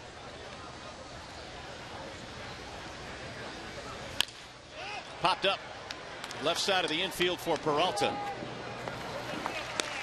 2 gone. It'll be interesting, Rod, to see how Ballister fits into the Tiger bullpen this year. Obviously, they've got 3 guys at the back end. They're going to be closing games in Dotel and Benoit and Valverde. They also have a couple of guys that probably will pitch before him, too, and one being Schlereth and the other being Cope. So it looks like right now he will be a long guy in the Tigers bullpen. Here's Xavier Paul. Jim Leadham was just saying the other day that, some people say that, being that long guy in the bullpen, whether it be a guy like Villarreal or Marte, if one of those 2 makes the team along with Ballister, that it's very important to have someone in that bullpen. If your starter gets knocked out in the 4th or 5th inning, you have to have someone to come in and slow down the offense of the other team. Right? If they come in and the score is 5-1, if they leave and the score is still 5-1, that allows his potent offense to put up some runs. But if you get too far behind, then he says, it doesn't matter. Well, and the 2 guys we showed you battling for that final spot, Villarreal and Marte, have both had really good springs, which has made the decision even more difficult. Of course, Villarreal made the team coming out of spring training last year. He has been impressive this year. He gave up a couple of runs his last time out, as did Marte. But you talk about a guy that's got some electric stuff. The Villarreal stuff is electric. Remember, the one thing they kept saying about him last spring was that he is not afraid. He is willing to go after hitters. So we'll see how that shakes out. But Ballister, one of those guys that can pitch in relief or in the rotation if needed. There's a strike call. 1-2. The previous pitch was 97 miles an hour, and then he goes to 80 miles an hour with a breaking ball. Same window that he threw the pitch from, same arm speed, and he just decreased the velocity 17 miles per hour.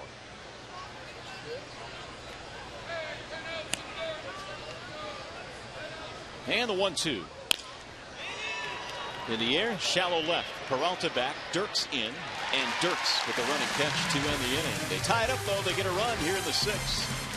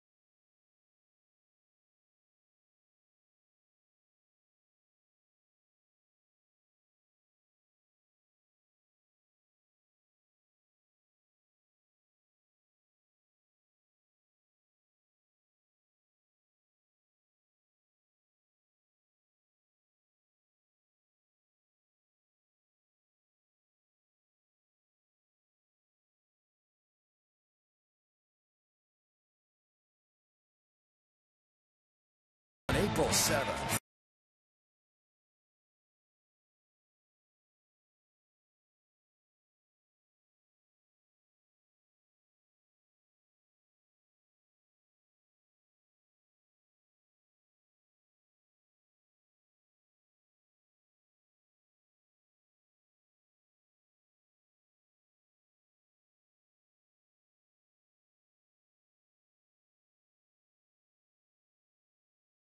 3-3 is our score as we go to the bottom of the 6th here in Lakeland. Of course, Prince Fielder, the big addition this year. And earlier he told us, Miguel Cabrera did, what it was like when he got the phone call from Jim Leland about the addition of Prince Fielder. He called me like, I said, why is he calling me like? I said like, what happened? So when he told me, oh, we got a chance to sign Prince, I said, sign it, sign it, sign it. No, I call you because you're gonna move. I don't care where I'm gonna play. Sign it. Let's do it. Well, Tigers Weekly coming up. We'll have a show that is going to be called Prince and Miggy, and it'll feature Fielder and Cabrera. I had a chance, Rod, to sit down with these two sluggers at the start of spring camp. That will air on April 6th at 6 p.m., so make sure you watch that. It's going to be a whole lot of fun. I have heard that some people that were watching as you interview those two, that it was tremendous. Their camaraderie, the questions that were answered, they had a lot of fun. I can't wait to see it. Well, that's the one thing that really stood out for me is the fact that these guys have kind of taken to each other right away. I mean, two mega stars in this game, considering the fact that also that Cabrera had to switch positions as well. So it should be fun this year. 0-2 on Don Kelly. We understand that Max Scherzer is going to join us now. He has left the ball game after his outing here tonight. Max, kind of a mixed bag tonight. What do you think about this start this evening? Yeah, I was able to get my second pitches going, but the fastball location just wasn't quite as sharp as it had been earlier in spring. And you know, I fell behind the count a bunch, and you know, there was just some situations where they were able to make me pay for when I was up in the zone. Max, looked like you were working on the changeup tonight. I don't know if you've had a great feel for that pitch all spring long, but it looked like you threw quite a few changeups to the left-handed hitters today, and most of those changeups were very good pitches. Well, yeah, my change was my best secondary pitch, and you know, it was predominantly left-handed. I think it was 7 to 9 left-handers, and so it just gave me an opportunity to work on it. You know, for me, you know, that's a pitch I can throw ahead the count or behind the count, so that's always been a good pitch for left-handers for me. Max, you had a great start, your last start against the Yankees, and as you zero in now toward opening day, you've got, I believe, one more start to go. How you feeling? You ready to go? Yeah, I'm feeling good. You know, it's really extending the, you know, into my pitch count. You know, that's when I can kind of feel the fatigue. You know, when I was around the 80 pitches there, you know, I'm starting to, you know, kind of wear down. When that's a part of spring training where you're trying to build up. And so, you know, obviously I get one more start, and obviously this start helped. And after that, now I'll be ready to go. I talked to you a couple of weeks ago, and you were telling me about the new two-seam fastball that you've incorporated into your repertoire. How's that pitch going for you? Are you feeling confident with that pitch to throw it at any time? Yeah, I had a feel for it tonight. You know, even though I was erratic, I was still able to throw it for a strike for the most part. Even though I was behind the count, I was still able to throw it. And even being behind the count a lot tonight, you know, I only had one walk. So, I mean, that's a positive. So, even when I'm working on something, I'm still having good results in that end. Prince Fielder, the batter here, with one out. And he fouls it straight back. We're chatting with Max Scherzer, tonight's starter. And Max, one of the things we noticed about your season last year is Tiger Pitcher of the Month in April. You got off to a great start. Is there a point of emphasis this year for you to kind of keep that going past the All-Star break? It doesn't matter. It doesn't matter which start it is. You're always going out there to try to compete and give your team a chance to win. And so, you know, what the first start just means just the same as the 33rd start. By the way, what happened to the Missouri Tigers this year? Oh, no. You had to go there. Yeah, he went there, and, you know, they're my love and pride, and obviously that was a tough loss there in the tournament, but hopefully we can have a good team next year. What was your reaction when the Tigers signed Prince Fielder? Ecstatic, because you just didn't see it coming. You know, and obviously when you saw on the bottom line that, you know, we'd sign him, you know, it was, you know, texting everybody, you know, like, hey, you go read the bottom line. Guess who we just signed? And that is caught by the third baseman, Hoffpower, and Fielder is out for the second out of the inning. Well, Max, we wish you well this year. Thanks for taking time. Good luck in your last start this spring. All right, thanks for having me. All right, that's Max Scherzer, who made the start tonight for the Tigers and departs in the 6th inning of a 3-3 game. Here's Delman Young.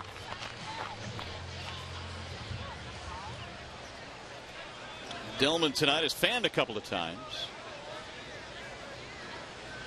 Tyler Clippard is the new pitcher for the Washington Nationals, taking over for Mitch Atkins, who went the first 5.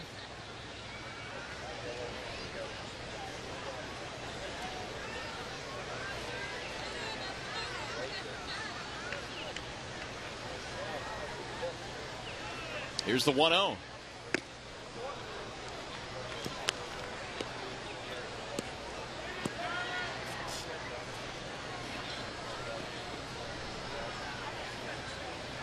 Clippard last year appeared in 72 games for the Nationals. Big part of their bullpen. In fact, the last 2 years he had 78 appearances the year before that. Tillman hits a ground ball to third, sharply right at off power. And Clippard has himself a 1-2-3 inning. Tigers go in order, and we go to the 7th.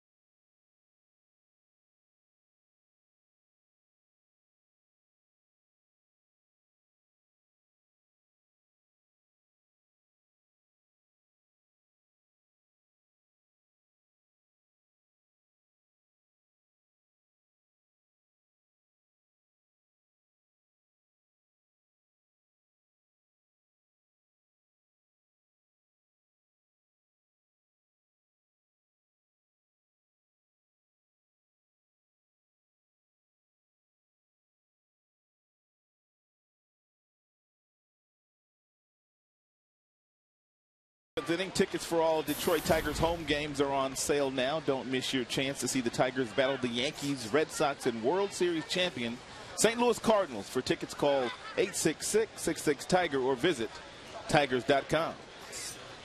Back here in Lakeland as we head down to the 7th inning. It is a 3-3 game. Tigers have been out hit in this game 10-4, but the one big blow, of course, off the bat of Brennan Bosch, a 3-run shot, giving the Tigers all of their offense so far. Colin Ballister is back out there. Chad Tracy will face him here in the 7th. And the first pitch fouled back. Tracy 2 out of 3. He has doubled. And he knocked in a run with that double back in the 5th.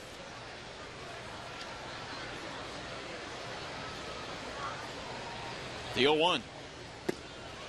You know, with the addition now of Ballister to the Tiger team, Rod, we've got a couple of guys that are pretty good surfers. Ballister hails from Huntington Beach, and of course, Mr. Santa Monica, Brennan Bosch.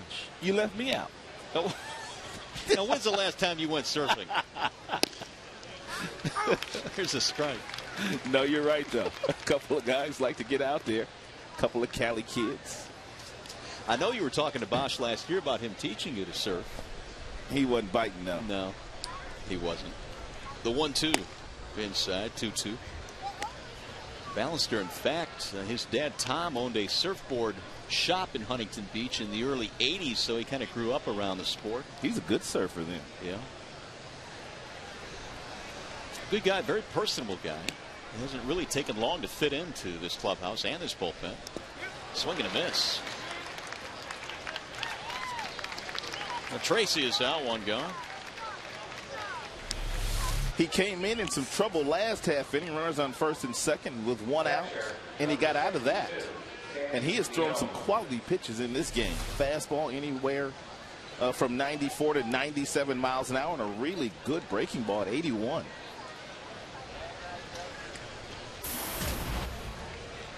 Sandy Leon now is the hitter. He took over behind the plate.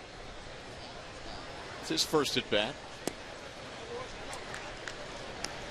Well, when you think back about Ryan Perry, there was so much promise with Ryan, Rod, and the fact that many felt that eventually could close games at this level, but for some reason he could just never put it together with Detroit. He had a good fastball anywhere from 98 miles an hour. Every now and then he'd touch 100. He had a slider that he was working on, but he didn't have a feel for a changeup, and he just kind of, as you mentioned, just really never got it together, so they had a chance to get a guy like Ballister and made a deal. And it looks like Ballister is going to be a really nice addition in that bullpen. This is a really nice pitch to a left-hander. Whoa. I mean, that's the second guy in a row that has swung at a pitch that has bounced 3 feet in front of home plate. 1-2 on Leon. And when it bounces in as well, is Sevilla able to block it? 2-2. But I don't expect the Boston Red Sox to be swinging at that pitch. No, there's a difference between, no offense, Sandy Leon and the Boston Red Sox.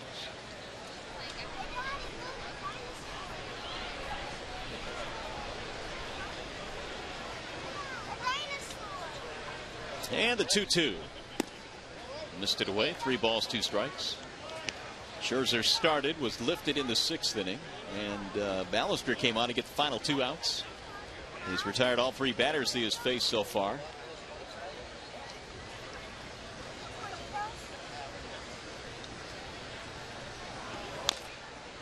Fouled away. Talking about the fact that the games are winding down now for Detroit. The Tigers, I believe, have 8 more dress rehearsals before they will lace them up for good on opening day in Detroit. We'll be in Sarasota tomorrow to take on Baltimore. And then our next telecast coming your way Saturday against the Atlanta Braves. It's a nice park in Sarasota. Have you ever driven over there? I have. Yeah, it's nice. Yeah, it is nice park. They've remodeled it. It's nice over there. 3-2 pitch.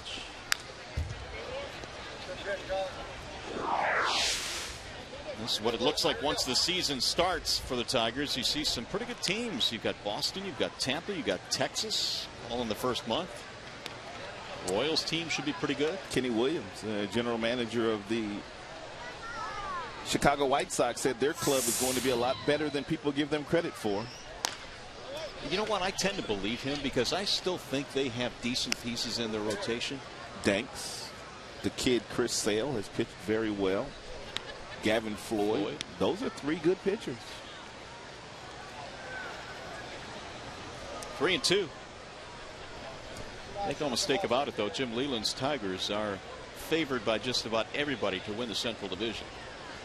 The Kansas City Royals were looking like they were going to have a promising year, and they still might, but they had a tough break with a couple of their mainstays, their closer Soria and their young catcher. Ballister ends up walking Leon. And Soria, one of the top closers in the game, will miss the entire year. 1-out walk. Send up Mark Tien.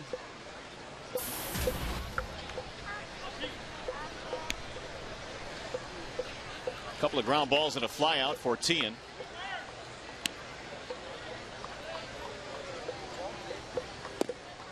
Ball 1.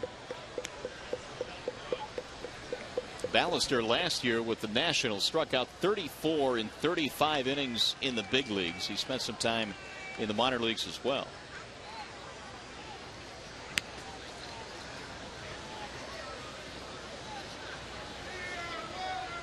I've known Dave Dombrowski a long time. As a matter of fact, since 1977, when he was a young executive with the Chicago White Sox. And when he started forming his own team as a general manager with Florida, Montreal, now here in Detroit, he has always been infatuated with hard throwers, guys with real good, firm fastballs. And he said he learned that from Roland Heeman. Roland Heeman is the mentor of a lot of big league general managers as we speak, and was a very good general manager himself. And the one thing that Roland Heeman taught a lot of those guys is power pitchers can make a few more mistakes than your touch and feel guys. Well, that's a good point. And the Tigers have one of the best power pitchers in the game leading their rotation. And Justin Verlander. The 2-0, he's swinging and he fouls it back out of play. Got himself a 2-0 fastball, but was tardy. 2-1 on Tien.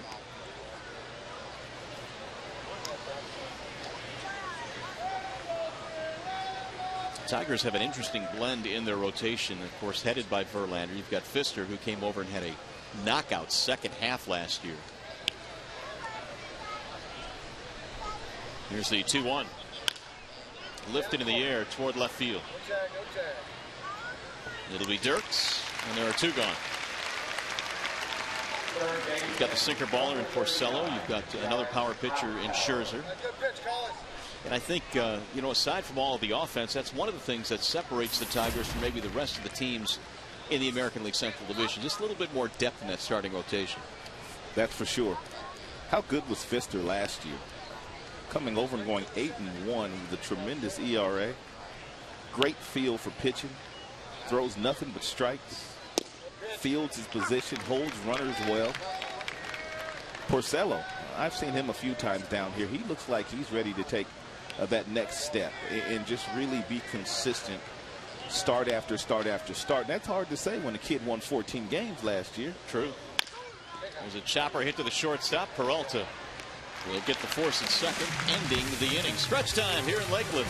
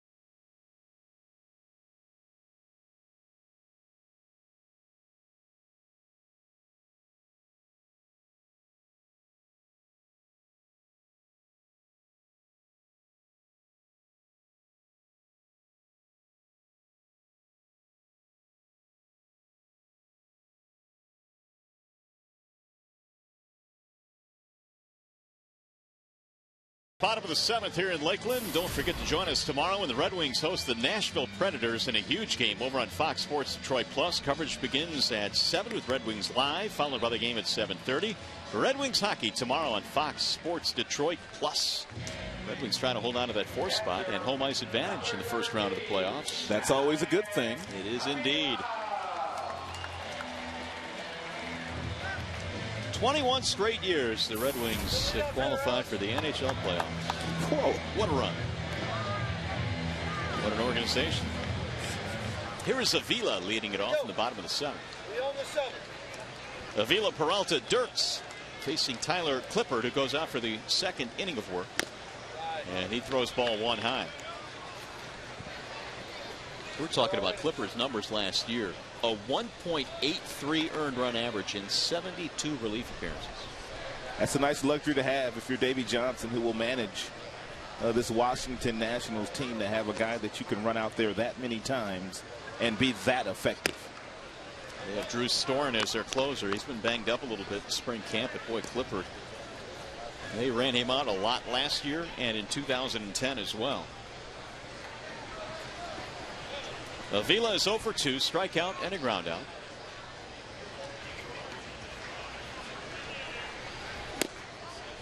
On the outer edge with the fastball, 2-1.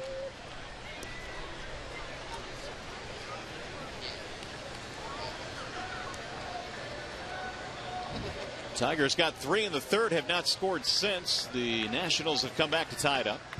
Swing and a miss. Good pitch. That's that changeup that we've talked about a lot during the course of this broadcast.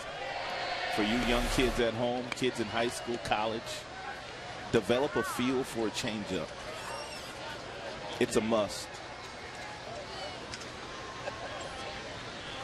Oh, look out.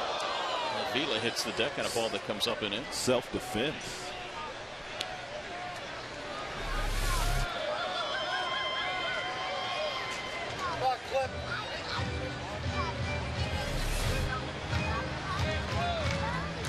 If you're Jim Leland, you're probably catching your breath right now, because if that ball catches you in the wrist, bad things happen.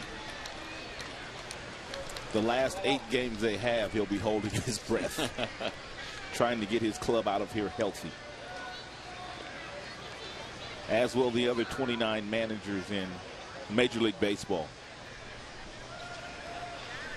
Swing and a miss. Threw it by him in 94.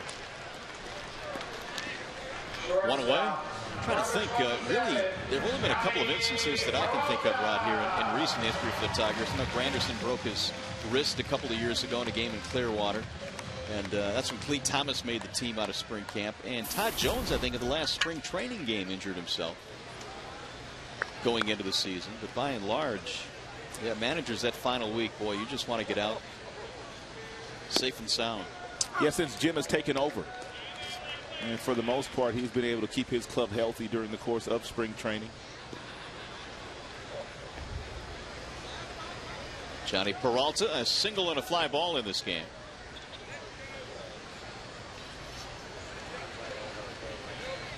Jim has done a nice job as a manager of the Tigers when he took over in 2006. They've had a couple of postseason appearances, and they had just missed that one game, game 163.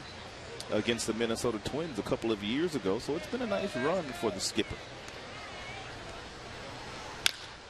High towering fly ball right field. Xavier Paul goes back to the warning track. 2 gone.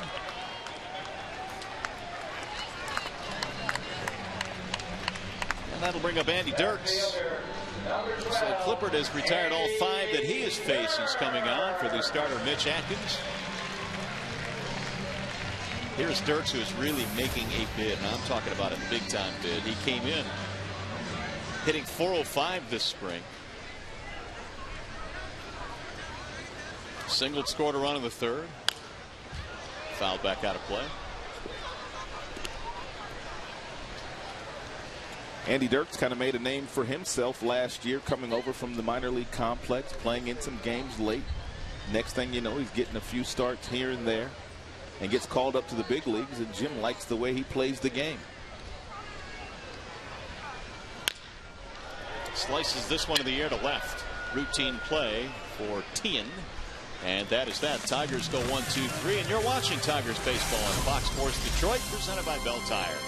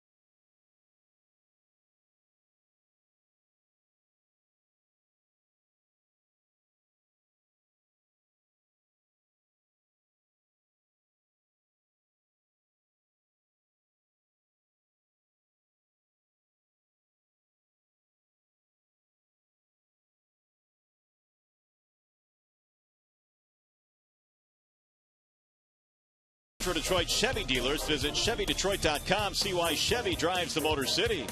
And by Wallside Windows. For a free in-home estimate, call 1-800-521-7800. Gorgeous night here in Lakeland, Florida, tied at 3s as we go to the top of the 8th inning here at the ballpark. Glad to have you with us. The Tigers fans enjoying one of the few remaining spring training games here at the ballpark. Got some changes coming up here in this inning for the Tigers. The starters, as Jim Leland said, he wanted them to go 7 innings. And so as we go to the 8th, some new guys are in. Daniel Bennett. Well, no doubt Daniel Bennett has probably opened some eyes over in minor league camp, therefore getting a chance to come over here and show his stuff in a big league game. He throws almost sidearm. A little two-seam fastball, a little breaking ball. Just watched him warm up, but looks like he could be tough on right-handed batters. Corey Brown, the first man to face him. Brown in this game has a walk, reaching on an error, and has a stolen base as well. And he looks at the ball outside, 1-1. Starting to see more and more right-handers drop down to a sidearm angle in the big leagues, where it used to be almost exclusively for left-handers. Line drive, sinking, base hit. I know back in the day you had guys like Kent Colby and Gene Garber that were very good at it, guys that were closers, but for the most part it's the left-handers that drop down to this arm slot and have success in the majors. Bennett, born in Tallahassee, lives in Tallahassee, went to Florida State in Tallahassee. 19th round pick of the Tigers back in the 11 draft of a year ago. Pahuda takes a ball outside. Bennett last year splitting time between Connecticut and West Michigan. Come on, Daniel. The 1-0. A little bit outside. 2-0 on Pahuda.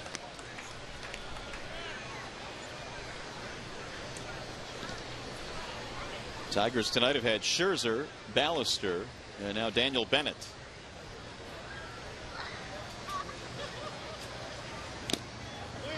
Two and 1 on Pahuda.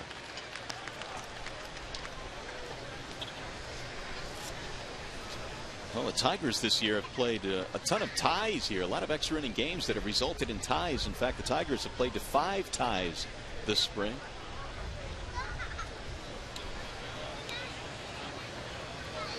The 2-1. It was way out in front of that pitch. And it's 2-2. That's an unusually high number, 5. It is. Washington has played to 3 ties. Typically, they don't go more than 10 innings. They'll give you 1 extra inning, and that's about it here in spring training.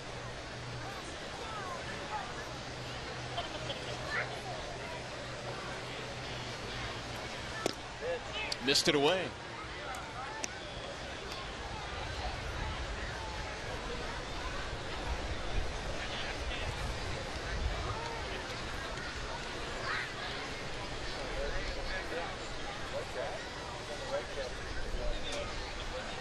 And the 3-2. Runner goes, and it's driven to right field. Base hit. They'll hold the runner at second base.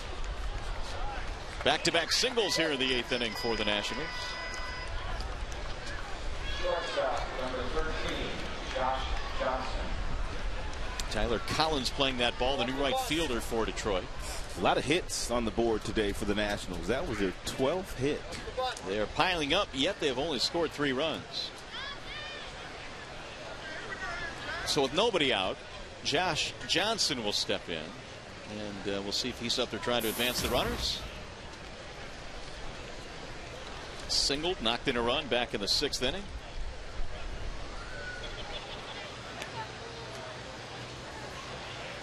Showing bunt, and he drops it fair. Santos will throw to first. To advance the runners. That's a play right there where if you're Delugic at third base, you have to really read the play. You don't want to charge too hard. He charges too hard. Then once Santos gets out and makes the play, there's a play at third base. The runner that was on second did not get a real good jump, and he wasn't that far off second base. If he's able to stay home there and then come and make the play, then they get out at third base. So with first base open, Lombardozzi, who has 3 hits in this game, will be walked intentionally.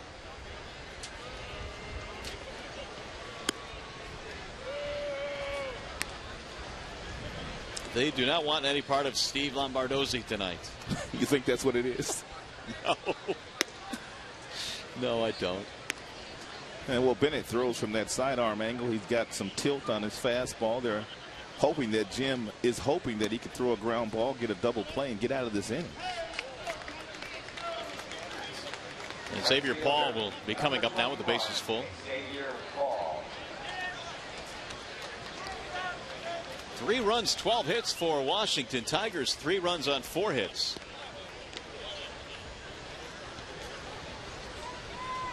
Daniel Bennett last year was an all-star in the New York Penn League at Connecticut. He was a teammate of Patrick Leland last year, the skipper's son in Connecticut. There's a ball inside. 1-0 on Paul.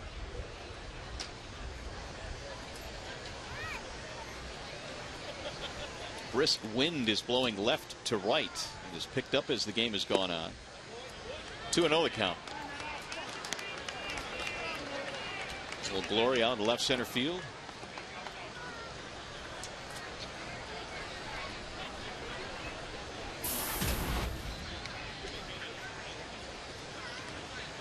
And the 2-0. Outside, 3 balls, no strikes, and the bases are full.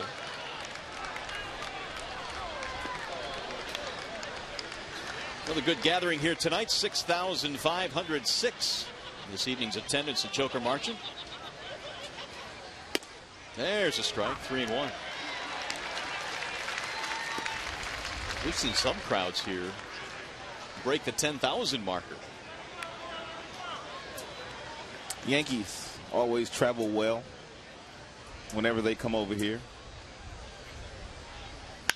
Ground ball back up the middle into center field. That's a base hit. Brown will score. Pahuta rounding third. They're going to send him home, and he will score. Xavier Paul with a 2-run single. The Nationals lead 5-3. Designated hitter, number 18, Chad Tracy. First lead of the night for the Nationals. And still only 1 out. That'll bring up Chad Tracy.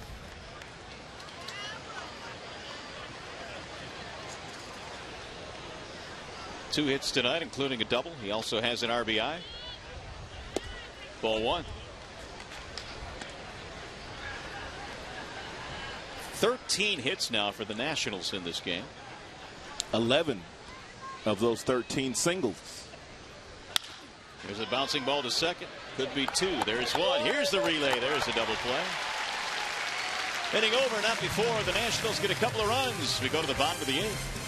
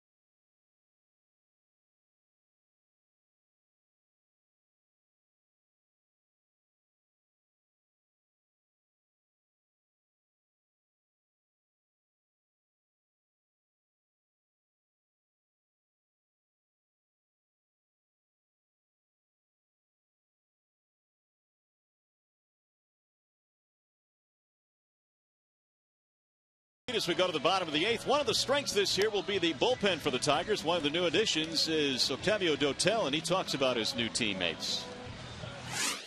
Ready to go for those days that those guys need day off. And I say, hey, no problem. I mean, I'll be you guys for everything and for whatever you need. So I'm happy to be here, and I'm happy to see the type of bullpen we have, and also, you know, the guy we have, you know, behind me when I'm going to be pitching. So everything looks good. Everything looks well, and you know, I have the taste about championship. So I would love to see that again here, and I think this team has a lot of chance to go there.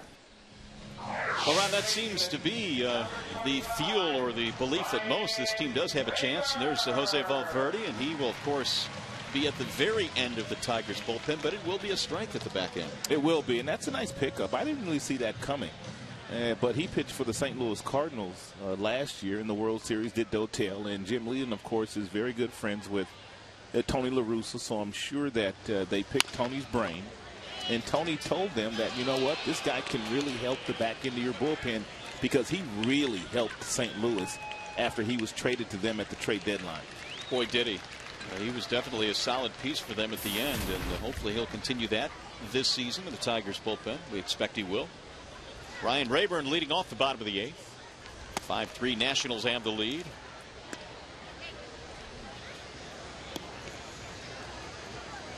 Josh Wilkie is the new pitcher for the Nationals.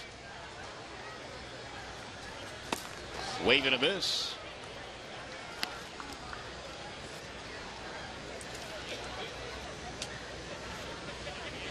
Rayburn in this ball game, walk and a strikeout. He has scored a run as well.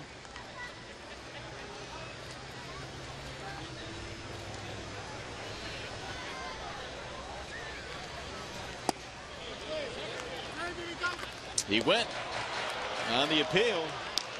They rung him up. Rayburn is out of there. One gone. By the way, you can follow the Tigers with MLB.com at Bat 12 for your iPhone, iPad, or Android. Get spring training scores, stats, highlights, live audio, and a whole lot more. Text at BAT to 31826 or simply visit Tigers.com if you'd like more details. That's good stuff. It's great stuff, isn't it? That's great stuff. That MLB at Bat 12 is great stuff. It's hard to put that down. You can follow any game, listen to broadcasts, radio, watch them on television. It's nice. It's good for us because it helps us with our game prep. No question about that. Clete Thomas is the batter here. His first at bat. 1 ball, 1 strike on Thomas. Austin Jackson started this game, was 0 for 3, giving way to Thomas.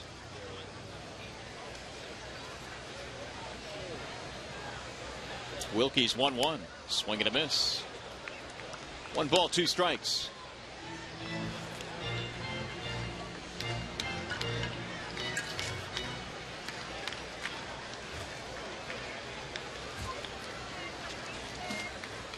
Here's the 1-2. Outside, 2 balls, 2 strikes. We talked about Dirks and Clete Thomas. One of the two will more than likely will get one of those 2 outfield spots. Thomas does not have any options left. Dirks does have options. They could send him to the minor leagues if they chose to do so. Got him looking. What are you thinking about that final outfielder on this 25-man roster? Well, to be honest with you, I thought my choice would have been Clete Thomas, but the numbers this spring have been so overwhelmingly in favor of Andy Dirks. I mean, it's almost as if he has come out and really deserves it because of the spring he's had. It's a great point. And Clete Thomas, also a guy I think the Tigers are in fear of. If they do try to send him down to the minor league, somebody will claim him off waivers and they will lose him. Collins grounds out to end the inning. Tigers go 1-2-3, and we go to the 9th.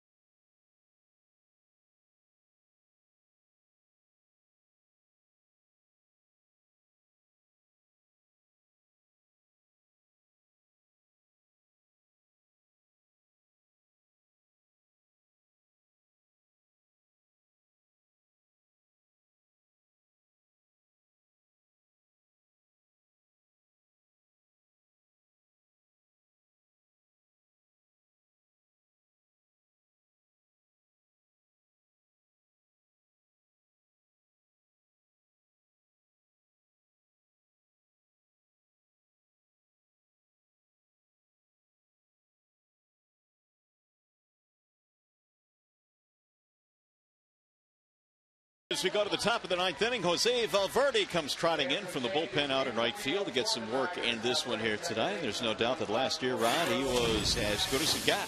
49 of 49 in save opportunities, and he pretty much got it done with one pitch. Valverde, before last season, his signature pitch was that split-fingered fastball, but he did not use that pitch very often last year.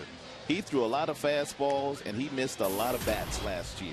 More importantly, though, he's working on some new dances for this year as well. We can't wait for those.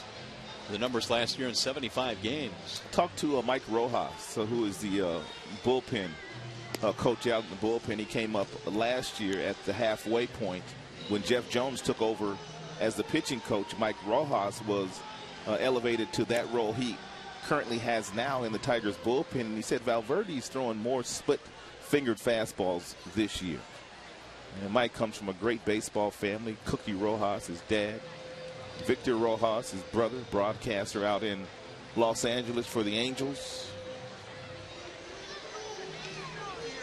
So Valverde goes to work here. Tigers down by pairs. We head to the top of the ninth. Leon will lead it off, and then Tien will follow. Walked his first time up.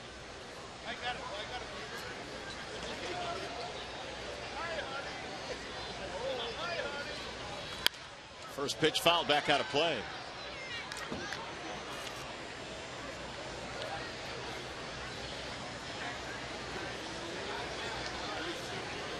Only two Tigers in club history have had 40 or more saves. Valverde joined Todd Jones last year. Jones had 40 saves back in the 2000 campaign. And, of course, Valverde had his 49 last year.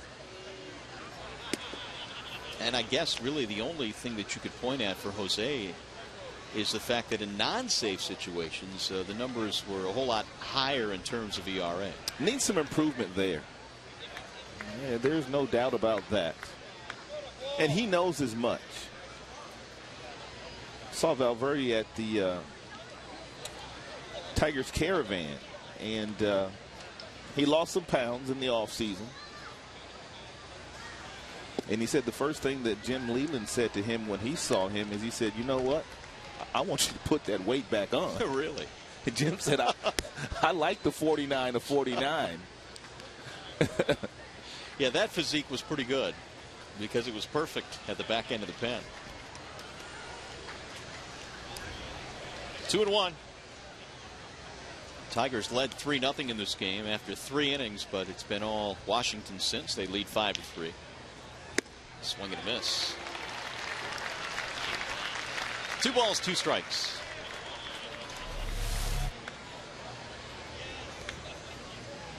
Elevated fastball, mid-90s. Leon can't catch up to it.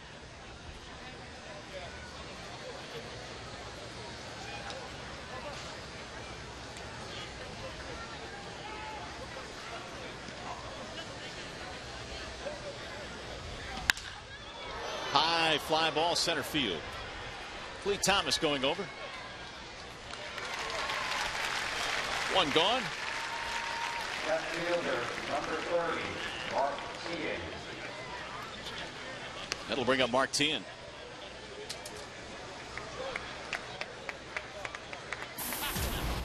It's becoming such a big part of the game these days, Rod, where not only do you have a closer, but you have an 8th inning guy and now a 7th inning guy. And you know, when you can get your starters to go into the 7th and 8th innings, it's such a big thing because it does rest your bullpen, but boy, it's become really specialized now. When you look at the teams that have been fortunate enough to get into the postseason and to go deep in the postseason and win world championships, they're the teams that the last 2 months of the year, their bullpen is pitching the best. And then when they get into the postseason, their bullpen dominates. Look no further than what the Tigers ran into last year when they played the Texas Rangers. Yeah. The Rangers had the ability to take Ogando out of the rotation. They put him in the bullpen. The Tigers couldn't hit him. And, of course, they had the kid Felice at the back end of the game, along with a couple of other guys that pitched very well. So the Rangers' bullpen was intact. Not that the Tigers wasn't, but I think Ogando was a difference maker. no doubt Feldman pitched well in the postseason for them as well, but I still maintain had the Tigers had a healthy Albuquerque, that might have made a bit of a difference. Or had Bosch been playing. True. 2-1 on Mark Teahan. Bounce to first base. Leonardson has it there, and out number 2 is recorded. Postseason was wacky because every time Verlander was towing the rubber, either it was a rain delay or a game that was getting rained out. Avila was a little bit banged up. Not to make any excuses. You know, the Texas Rangers obviously were the better club at the time, but the Tigers weren't at full strength. Well, with 2 outs here is Jared Hoffpauer. 0 for 4 tonight for Hoffpauer.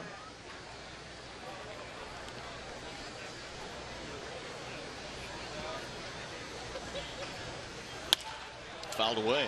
This is a nice luxury to have a guy the back end of the game that you can call on, and you know for the most part when you call on him and your team has a lead, he is not going to surrender it. Nothing more demoralizing than to have a closer that gives up runs in games where you are leading.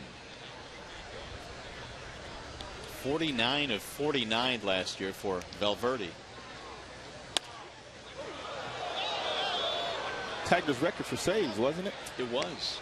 Now, he did get a little bit of help from an Austin Jackson throw. He sure did. To end the ball game on a play at home plate. Is that against the Indians, I think? I believe it was. Yeah. Fukudomi was the base runner. Yep. Nice block by Avila. Nice throw by Jackson. That's when the Tigers were rolling. That's when they pretty much took over the division. Here's the 0-2. High fly ball right field. Collins backing up to the track, and a 1-2-3 inning for Jose Valverde. We go to the bottom of the ninth.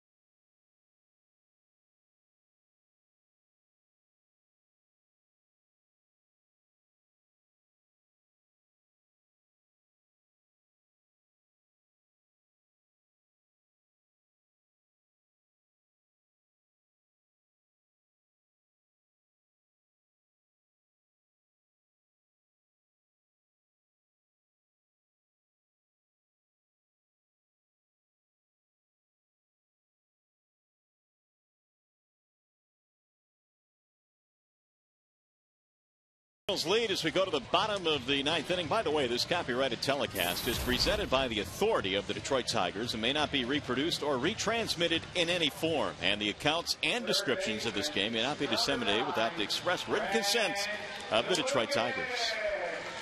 All right, here we go. Bottom of the ninth inning. On a very, very warm, pleasant evening here at the ballpark. Tigers only 4 hits today. That's it, huh? Yep. Mitch Atkins started for the Washington Nationals, the kid they called over from the minor leagues, and he was really good today against a lot of the Tigers regulars. Although I will argue that the Bosch home run should count as 2 hits it was hit so far. The 1-0. There's a strike call. 1-1 on Delugic. Brent back in the Tigers organization.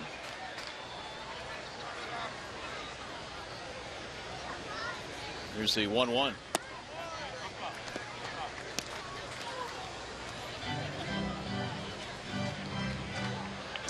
Lugic started his career with the Tigers. In fact, got to the big leagues briefly in '09. Played at Pawtucket last year. Inside, 3 balls, 1 strike.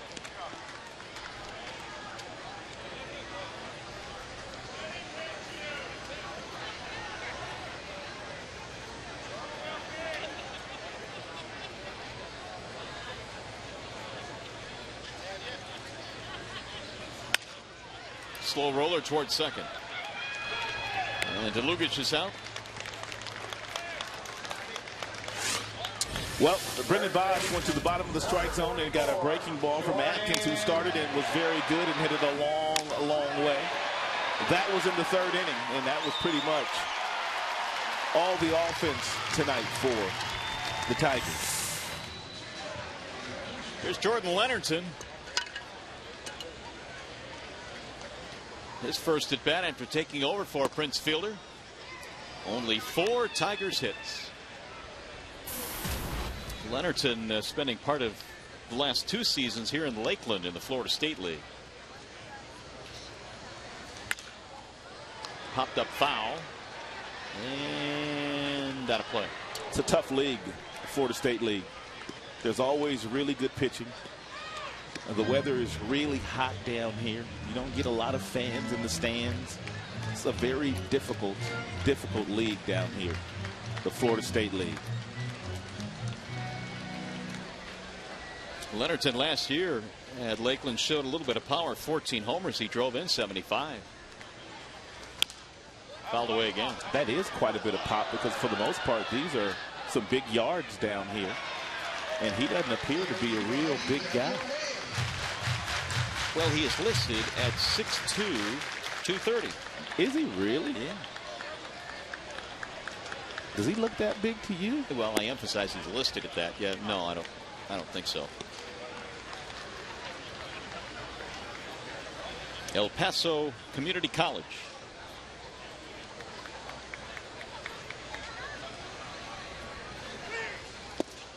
Check to swing. 3-2 on Leonardson. Brandon Inge has moved to the on-deck circle. Here's the 3-2. He walked him. Leonardson gets a base on ball.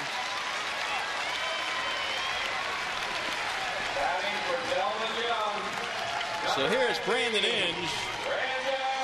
He got his first at bat. Pinch hitting for Delman Young in the DH spot. That is by far the loudest round of applause tonight for anybody.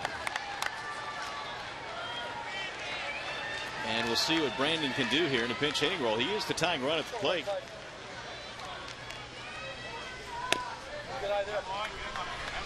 Ball 1 to Brandon. Inge's numbers this year sub 200 in the batting average column. And I'm not sure I've been around a player that has been more of a lightning rod in his career than Brandon Inge. I mean, he's seemingly loved by a lot of people. As you mentioned, just got a big round of applause here. Time called now as we have a confab going on the mound. Inge, of course, came into spring camp trying to win a job as the second baseman. You look at his numbers the last 5 years in a Tigers unit. It wasn't long ago that he had 27 home runs the '09 season. No, it wasn't that long ago. Last year struggled with a 197 batting average. Spent some time down in the minor leagues before earning a call-up, and was on the postseason roster when the Tigers signed Prince Fielder. And that meant that Miguel Cabrera went to the other side of the diamond, and Brandon asked Jim Leland, could he compete for the second base job? All reports early on Brandon making the transition from third to second were good. Good hands, good footwork. But the bat just hasn't come this spring for Brandon. Pulls this one to third. He'll get one out at second. Relay is a double play to end the ball game.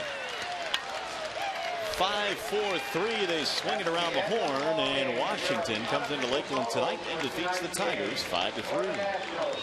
We'll be back with more from Joker Marchant Stadium. There's your final score.